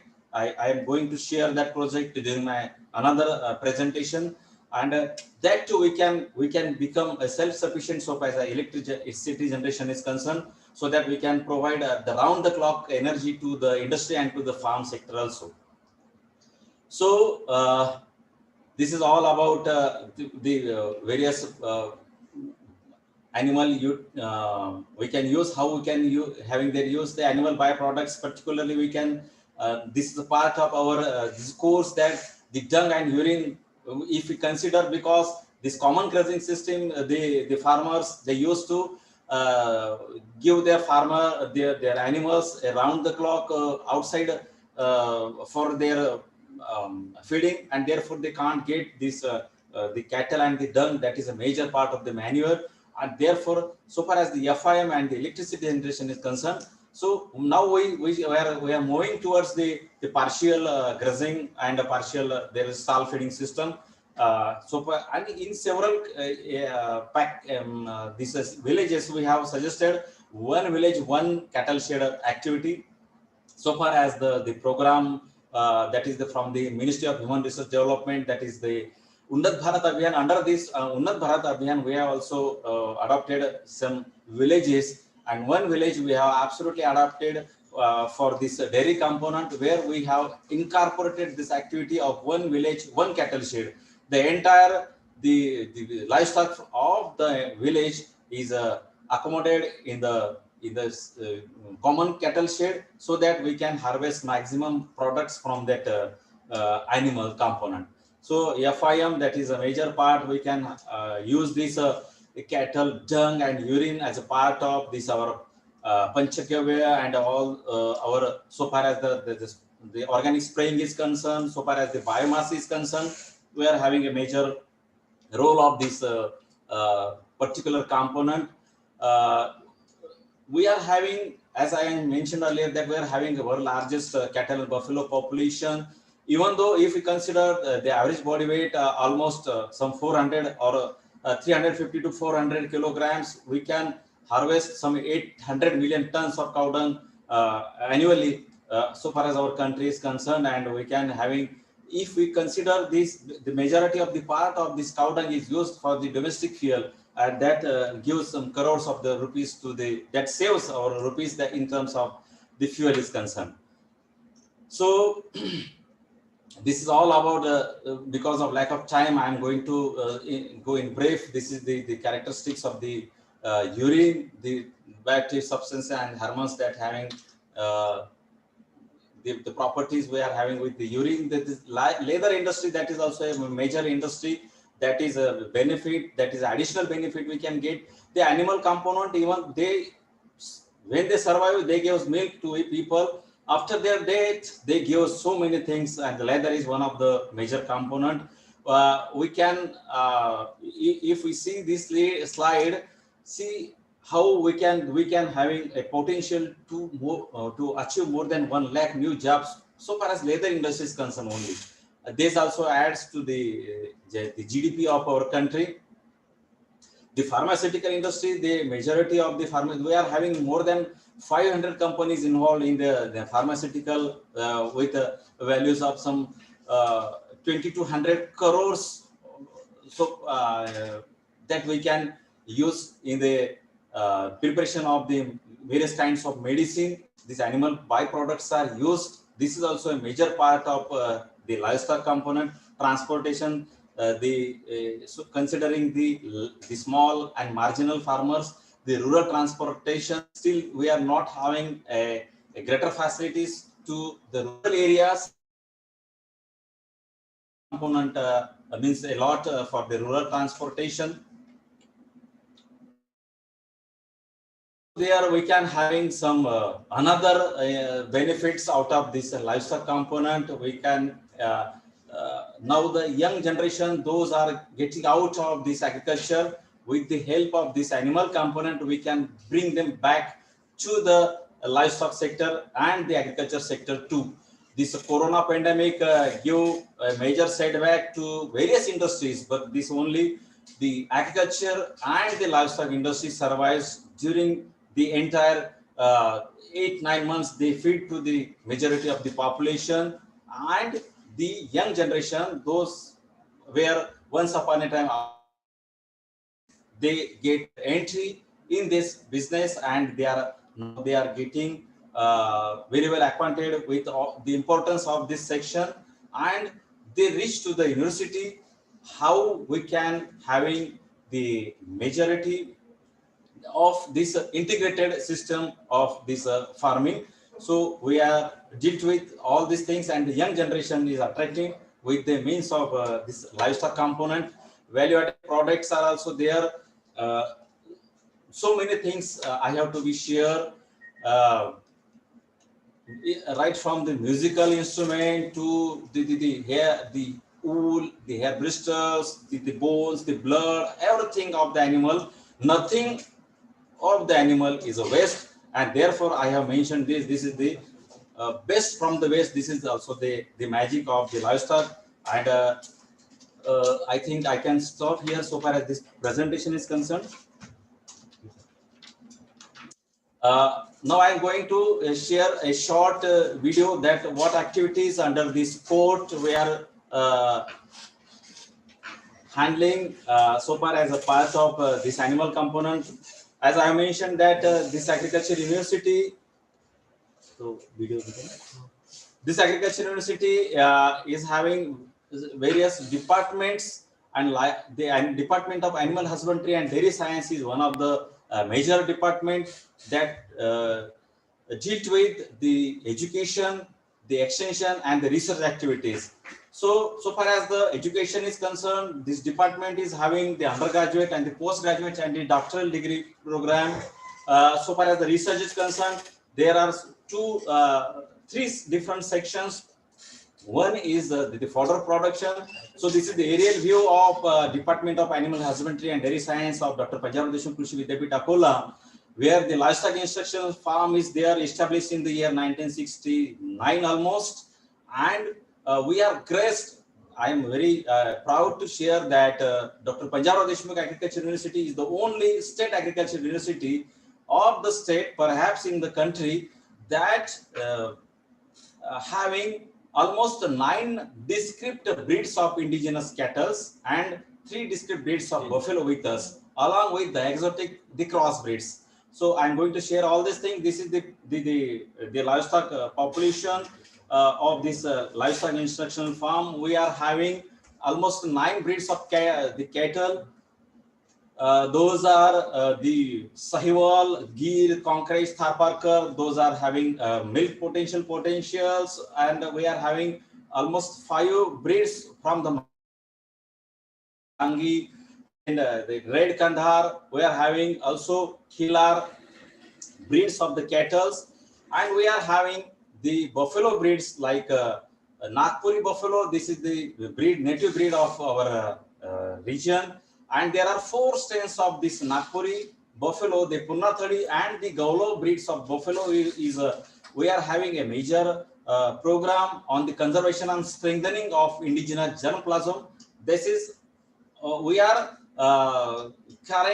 moving this program at our own, but now with the help of this Maharashtra Livestock Development Board and various state and central department of agriculture and the livestock, we are focusing major on conservation and strengthening of these 9 breeds for use of the dairy owners, so that they can get benefits out of this. So this is the livestock heritage of our department.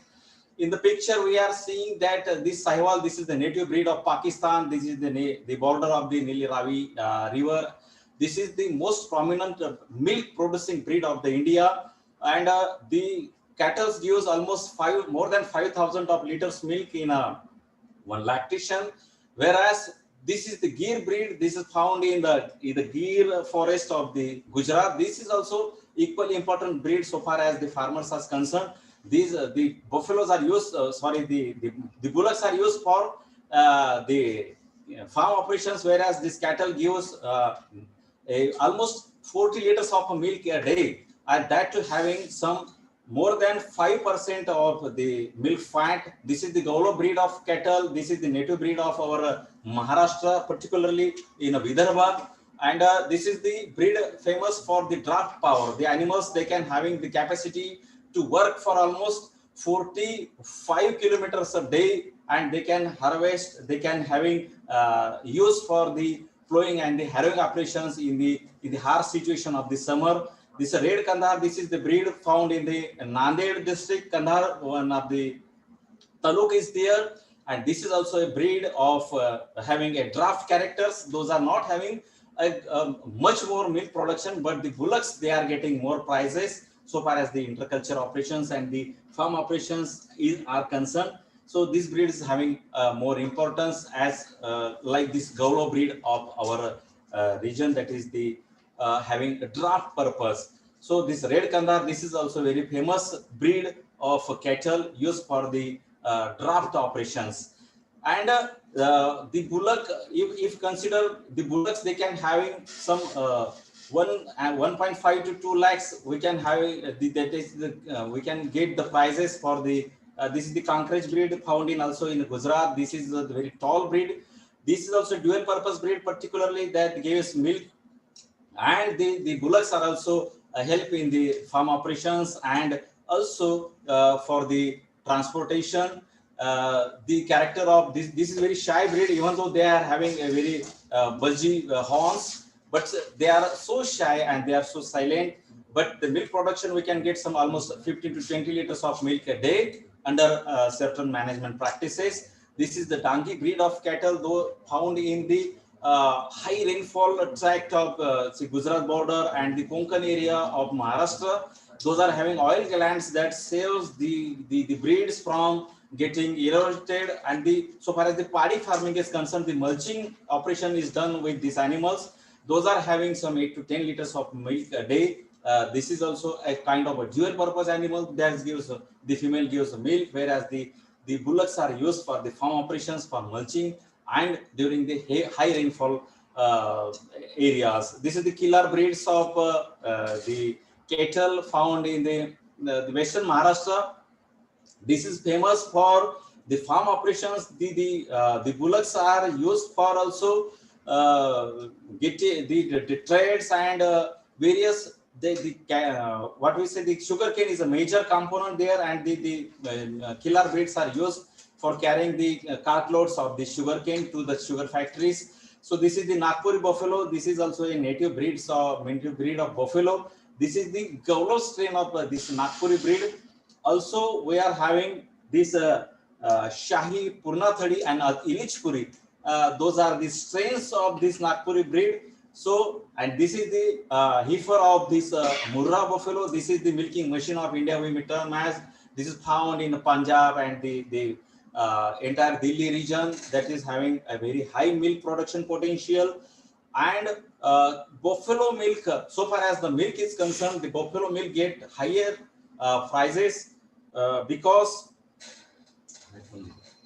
the milk is used majorly for the production of the milk product, the indigenous milk product. The variety of the characteristics of the indigenous milk product is that the milk product are getting by the condensation or by the freezing or by evaporation or by getting it cultured. So this buffalo milk getting higher prices as compared to this cow milk, but the cow milk is used for the feeding as such to the adolescents and the small kids also. We are having blessed with this.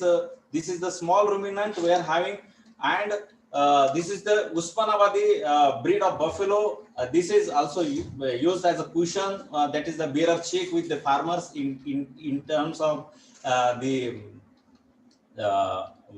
requirement they can have sale. They can also having this backyard poultry. So we promote also backyard poultry. We used to conserve this green fodder that is produced during the Kharif season, where we can get sufficient rains to grow this. And this is the practice. This is the ensiling.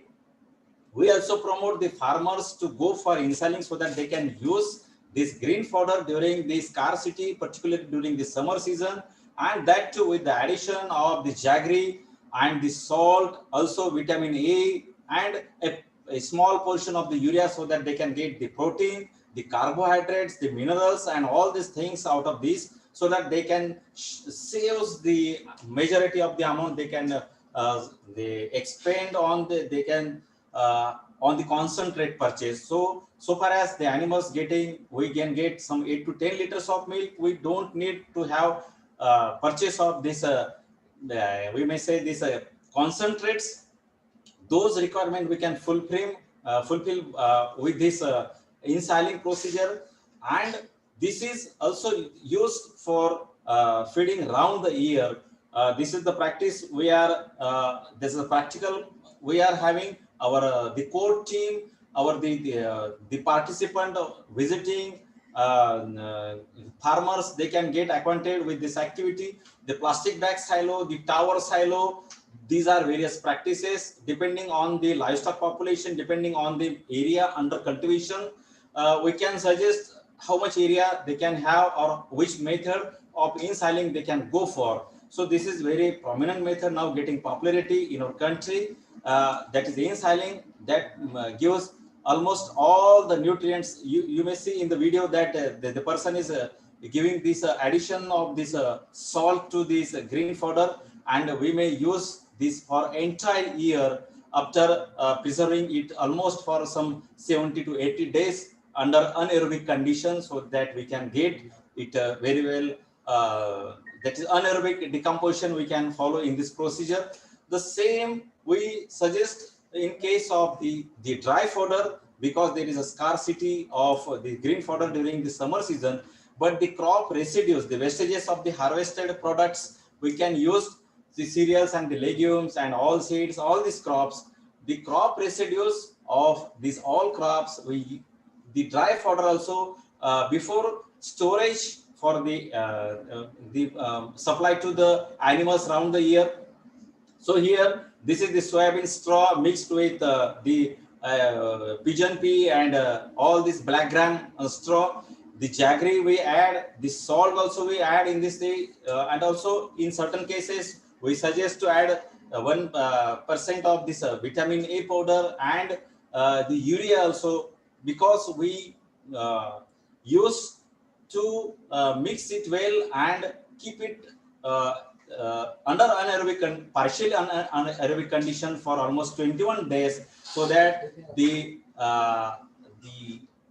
urea can very well utilized for this. And no, we are having some chemical test out of this, and we don't find any traces of all the urea and all these things in the finished products. That is giving that is replaced to the cattle's we may say the cottonseed cake. That is de-oiled cottonseed cake costs almost rupees 20-25 per kilogram, and this procedure if we follow within rupees 2 per kilograms, almost we can get the equivalent characteristics, the protein, the minerals, all these things out of this with very low cost. And that too, these are the wastages available with the farmers, and they can use it well at their farm only. Only the condition is that we have to keep it for 21 days after this treatment. We are having the milk powder, milk parlor, the milk produce out of our animals, almost some 200 above we get the milk, and we are having certain training programs for the rural use, for the farm women also, various state departments and the funded, that is the district DIC, MCD, all these state and the central departments, they used to our department for getting trained to their participants so far as the milk and milk products are concerned. As I mentioned earlier, that we can save majority of our electricity with the help of converting this cattle shed waste to the what we say, that is a biogas.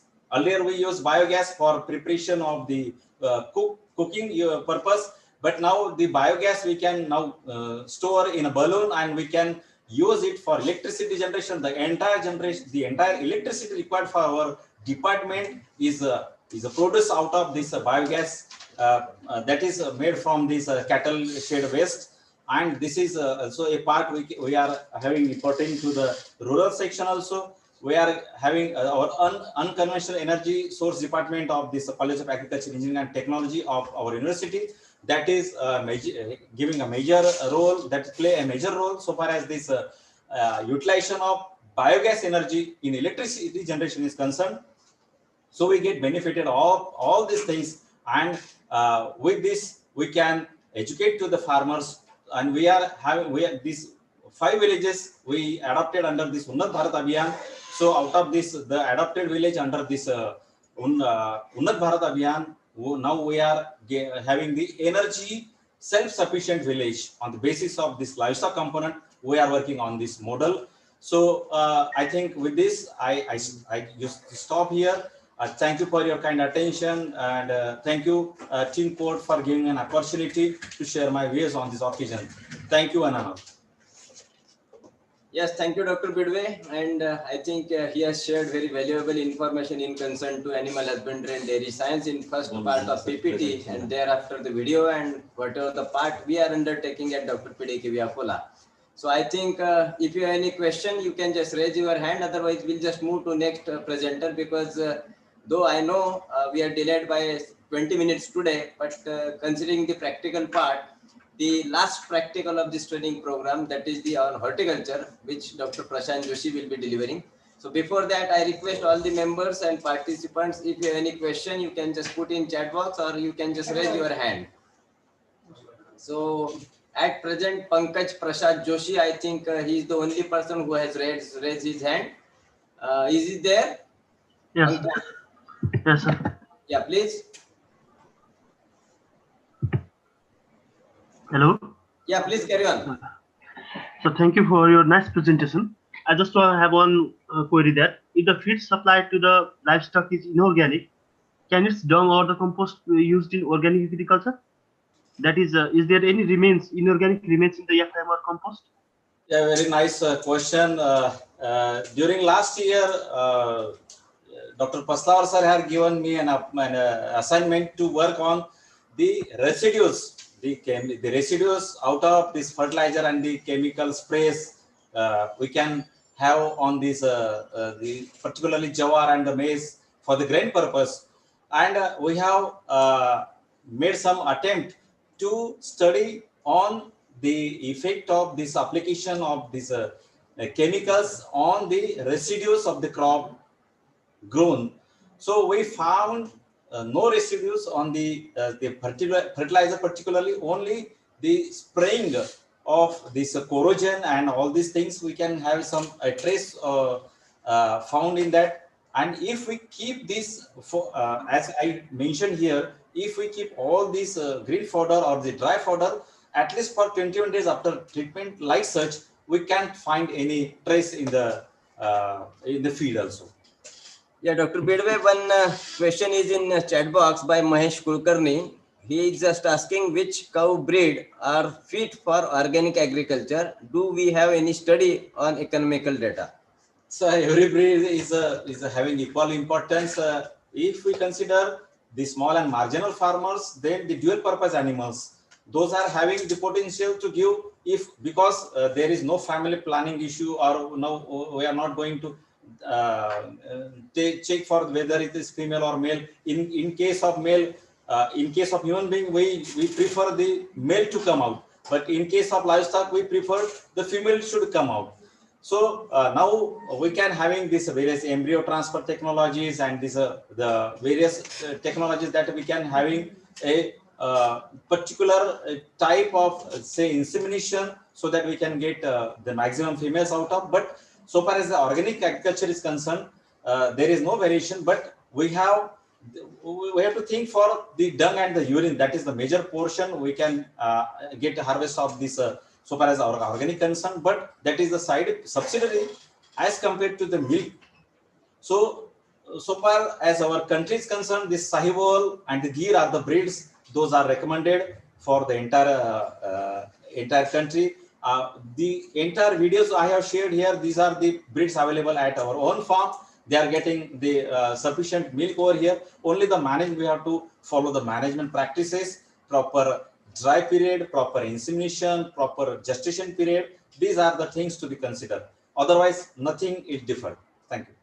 Dr. Bidway, is the last question for you, among who is actually asked again by Mahesh Kulkarni, among Indian cows, which is more suitable? Yeah, I have already mentioned that the management is rather important. If you are having some intensive method of say the commercial dairy aspect you are going to, then you go for the Gir breed, which gives almost 34 liters of milk, having a very high fat content, followed by the Sehwal breed, because the bullocks, if we get, they are not having some use for the farming operations, but they give almost 5,000, more than 5,000 of liters of milk in one lactation. So you think of these things, or Tharparkar and Concrete are also, we can having some more importance so far as the milk is concerned. So thank you very much, Dr. Kishore Bidwe, for nice interaction with the participant as well as your presentation and video clip. Now the second part of this practical program is on horticulture, because we have just collaborated this practical actually. We have devoted a separate part practical for entomology, pathology, soil science, agronomy, and today, because of lack of time, we have just clubbed this horticulture and dairy, because these are the most integral part of the organic agricultural practices. So we have watched the video of Dr. Bidwe. Now I am requesting Dr. Prashant Joshi, who is Assistant Professor at Department of Fruit Science, because we have a faculty of horticulture at Dr. PDKV Akola.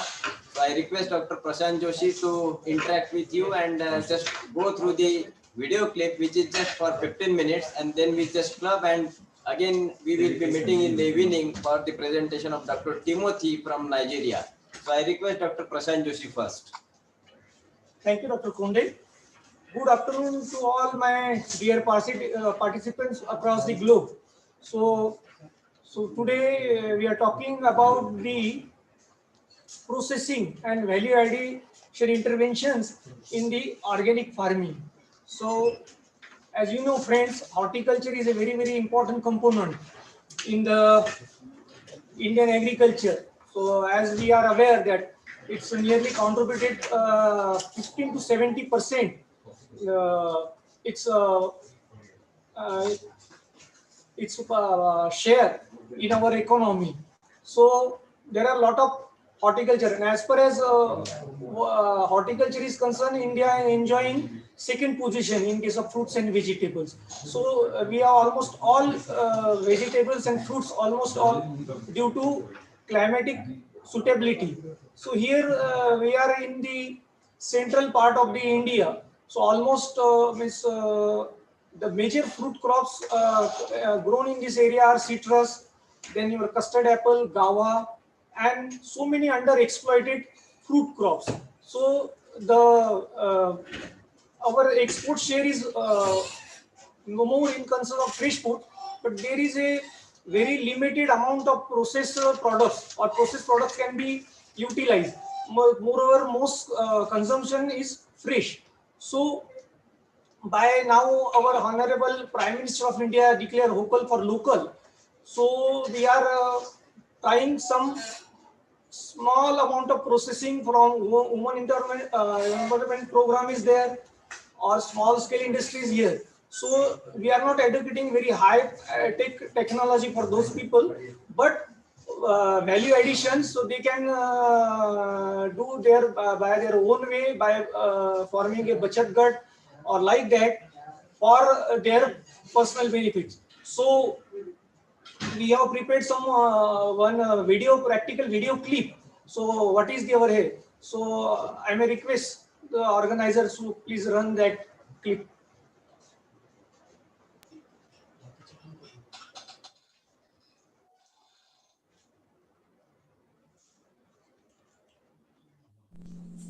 Hello friends, myself Dr. Prashant Joshi, working as a scientist horticulture in Center for Organic Agriculture Research and Training. Welcome to 1 week international training program on organic farming, field to fashion.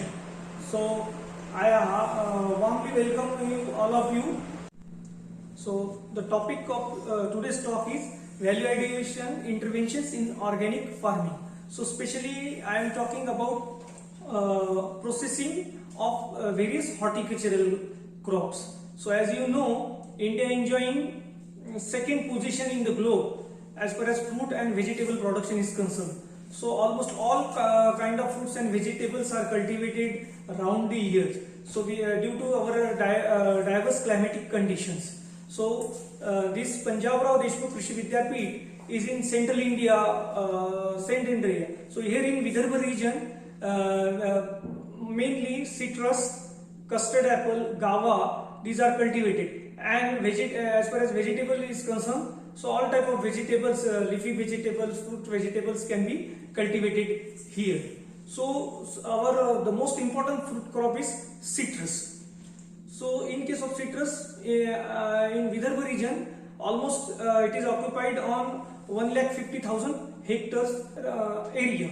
So the center, our center are advocating the various technologies as far as processing product is concerned to the concerned growers. So the purpose of this training is to develop awareness among the farmers, to develop supply chain, then women empowerment, employment generation in the region. So with this objective, as far as our Honorable Prime Minister have launches the program Vocal for Local. So with that objective, we are implemented and developed some various processed products from different fruits and vegetables as well.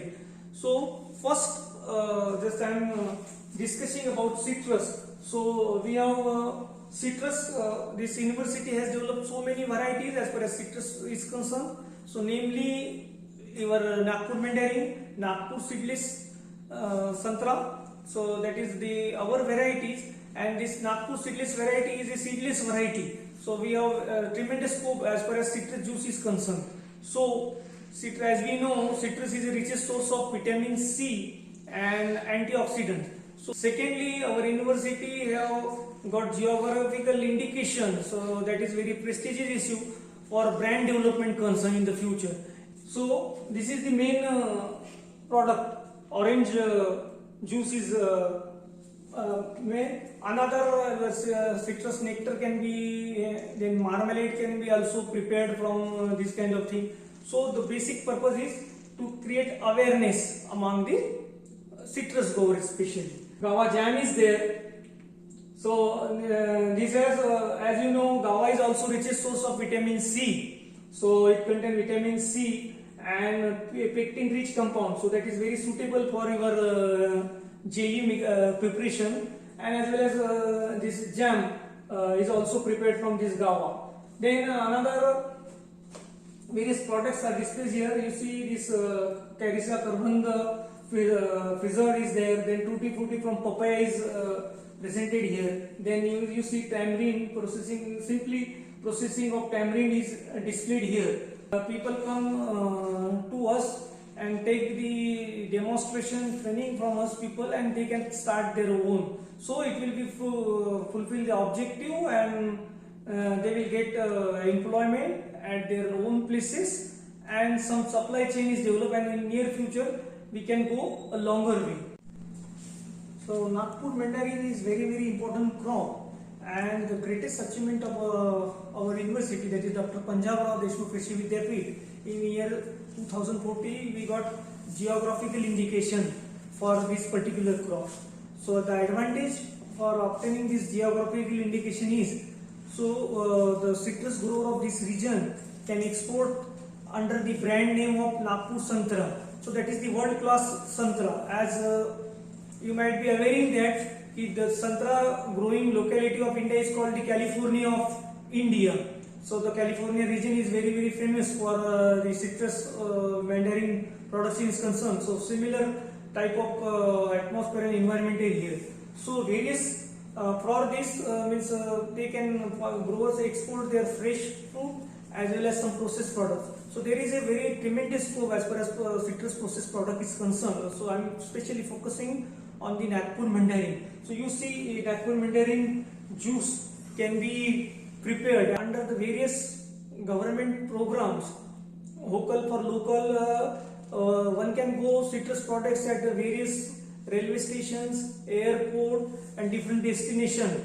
So due to this branding of GI, so in near future definitely citrus grower will be benefited. So as far as various vegetable products are displayed here, so I will request and my colleague Dr. Sandeep Bondre. So he can demonstrate the various vegetable products what we are prepared here. Thank you so much, sir. Namaskar. I am Dr. Sandeep Bondre, working as Senior Research Fellow, Horticulture in the project. As in the presentation of Honorable Vice Chancellor, sir, and our Chief Scientist has already elaborated about the activities going at court. So I will just take a quick review. We are running here a certificate course on organic agriculture. Again, a special experiential learning module for the students of 8th semester of undergraduate students is going on. Again, in the extension program, we are providing extension facility and service to farmers, particularly the organic growers, and in case of research, the various research trial on organic vegetable production, organic spices production is going on. Again, we have established a fruit orchard under organic management practices, organic cultivation, and also now as we are moving from field to fashion. So now the today's topic, that is the value addition interventions in organic farming. So the horticultural crops are the major thrust area for the processing and with special context to organic farming. While talking about the spices, we are having the wonder herb, that is turmeric.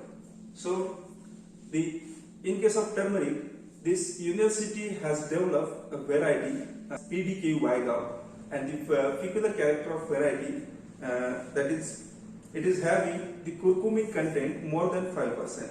So as in the present situation of the COVID pandemic, everyone is very well known about the use of turmeric and other spices for the health concern. So we are having the variety PDK Vaigao.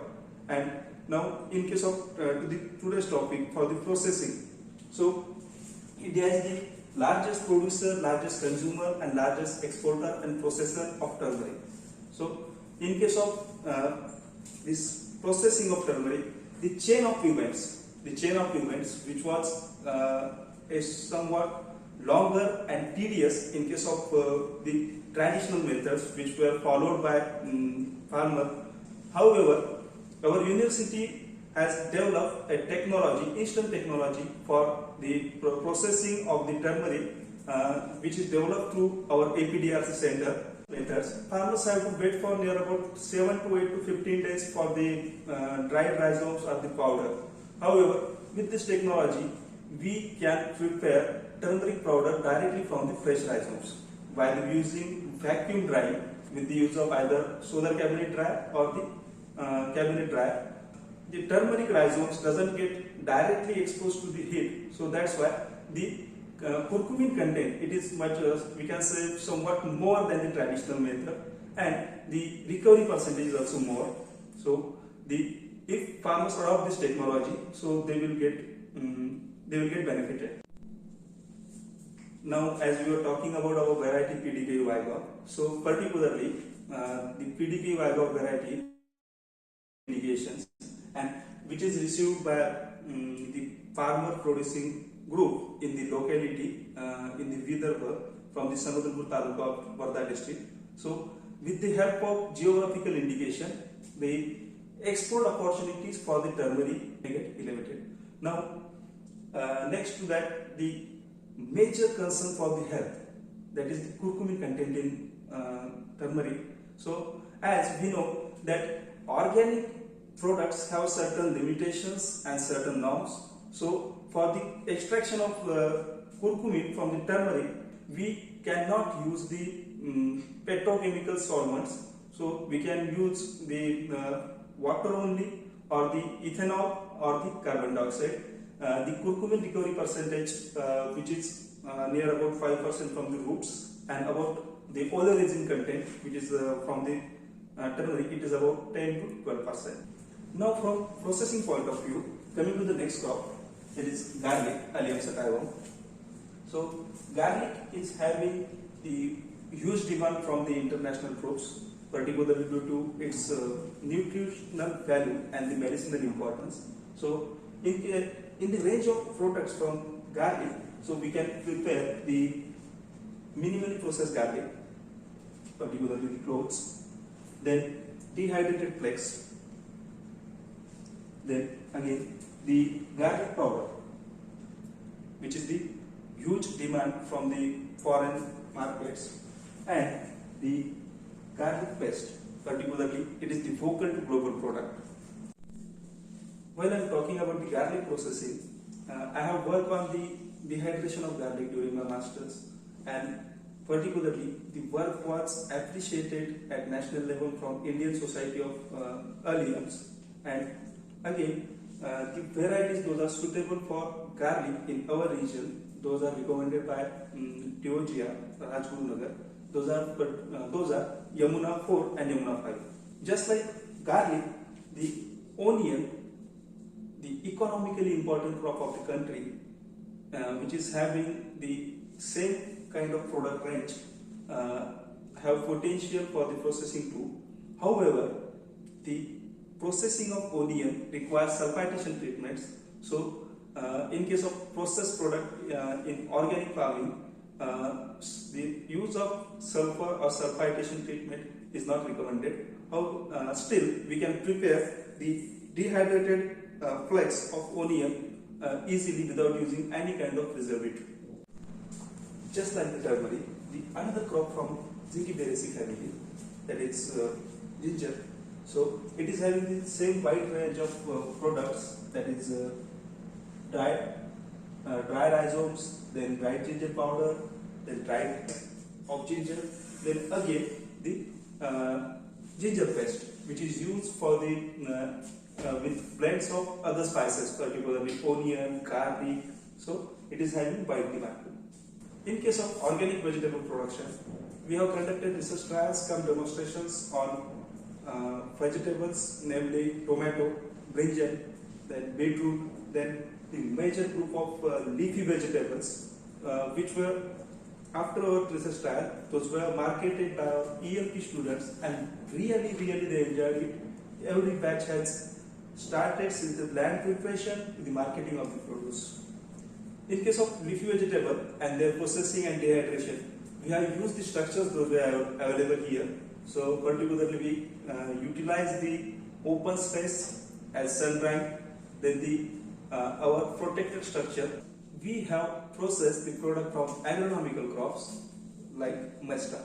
So for the mesta, I will call to my fellow colleague and friend, Dr. Pritam Chirde. Hello friends, I am Dr. Pritam Chirde. I am working here as a SRF agronomy at Ford, Dr. PDK Akola. Now I would like to share some information about mesta crop, which we have taken in cotton field as an intercrop. So as we know that mesta is a nutritive rich crop which contains more amount of antioxidants, and as it is red in color, it contains more amount of iron. We have marketed this mesta product in our campus. So dear friends, you see the varied product range what we prepared here, and it does not require any higher machinery or anything. So we have processed so many products here, horticultural, agronomical crops, you just saw it. So we come to the end of this practical training. So so before leaving this training, I would like to give my sincere vote of thanks to the people behind this motivation. So firstly, our valued Honorable Vice Chancellor Dr. Bhale sir, he has given constant support to us, to this center, not only me, to everybody, to encourage in their work. Then our Director Research, he is also very inspiring to us. Equally, the Dean Agriculture, Dr. Nagpuri sir, he is also very positively motivate us for each and every activity. Then Dean Horticulture, Dr. Nagre sir, Head Department of Vegetable Science, Dr. Son Kamble sir, and then Head Department of Food Science, Dr. S.G. Bharad, then our this Chief Scientist of this project, A.N. Paslawar sir, then Head Agronomy, Dr. Parlawar sir, AD Agriculture College, Dr. S.S. Mane sir, Dr. S.R. Dha, Head of the Section, then my colleague there, Dr. Sanat Madam, Dr. Atul Varade. So I am thankful to each and everyone. We are heartily thankful to senior faculty members who guided us for this presentation, Dr. Sanjay Bhavar sir, then our coordinator Dr. Parikshit Chingru, Dr. P.S. Joshi, Dr. Y.B. Ingwe, Dr. D.B. Mali, Dr. N.S. Sarpute, Dr. K.U. Bidwe, Dr. S.B. Deshmukh, and especially to Dr. N.M. Konde, then our team members and fellow colleagues, Dr. Pritam, Amol, Ananta, then Mohan, then Ishwar, Shankar, Lomesh मोहोरले, Dinesh चराठे, our lady members, Pratiksha, Durga, Poonam, who are working tirelessly for the timely management of this training, then who help us for the conduct of various work, Aditi, Neha, Aarti. Then our special thanks to Dr. Navin Rathod, presently who is recording this session as rapport chair and coordinator today. Thank you so much. We are also thankful to our PhD and MSc students, Ms. Dhanashri Jadhav, Ms. Nilima Darekar, and from MSc, Ms. Vaibhavi, and also from BSc Agriculture, Aditya, Pooja, and Mayuri.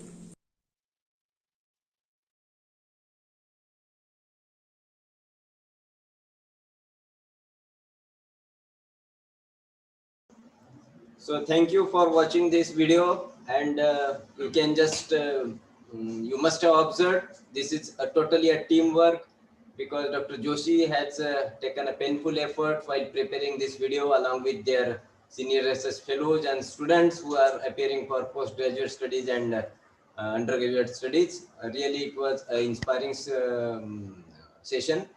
I'm just taking one question because so many questions are there. So just a single question, Dr. Joshi. For making organic processing products, is it compulsory that required fruit should be grown organically? It is from Vaishali Ingole. Yes, because in the last decade, you see our fruit production we reached second in the world, but use of excessive chemical fertilizers have detrimental effect on an yield health, that is well documented. So mostly that is required grown organically. So here we have demonstrated the technology on underexploited and neglected fruit crops, that what you saw in the video, whether it is Karvanda or Tamarind. So it is already neglected and it's a forest based crop. So it doesn't require any chemical for their growing. So organically grown, naturally organically grown fruits are very well suitable, and then it can go further processing by means of organic.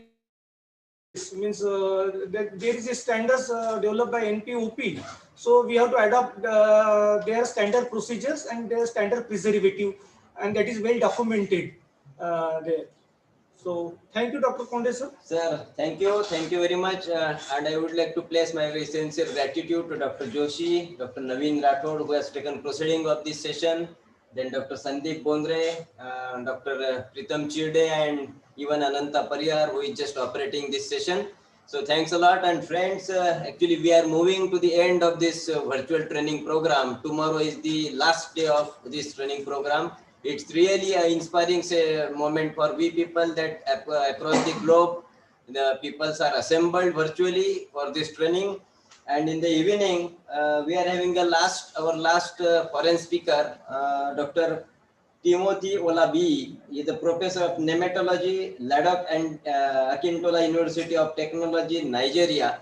He will be sharing his ideas on pest control strategies in respect of organic agriculture. So all the participants are requested to join, because in the evening we will be starting our session at 3:30 instead of 4, because at 4 Dr. Timothy will be joining. But from 3:30 to 4 we'll have some interactions from participants, because since Monday we are listening to eminent speakers, but whatever the participants they have joined in the training program will have a small short 15-20 minutes interaction session, so they can just place their own ideas, because in valedictory session it is difficult to accommodate each and everyone, because we will be having valedictory tomorrow after the lecture of Dr. A.M. Paturkar, who is the Vice Chancellor of Maharashtra Animal and Fishery Sciences University, Nagpur, and he will be sharing his ideas on organic agricultural interventions for Indian dairy industry. So friends, with this, I take this opportunity to again thanks all, and please join at 3:30. So we'll have some interaction, and thereafter we'll listen to Dr. Timothy today evening. So the links will be shared very soon on your WhatsApp group. So kindly maintain your punctuality and your quorum also. We are highly appreciating your presence and your interaction. Thank you very much. We'll see you soon at 3:30 today. Thank you. Thank you.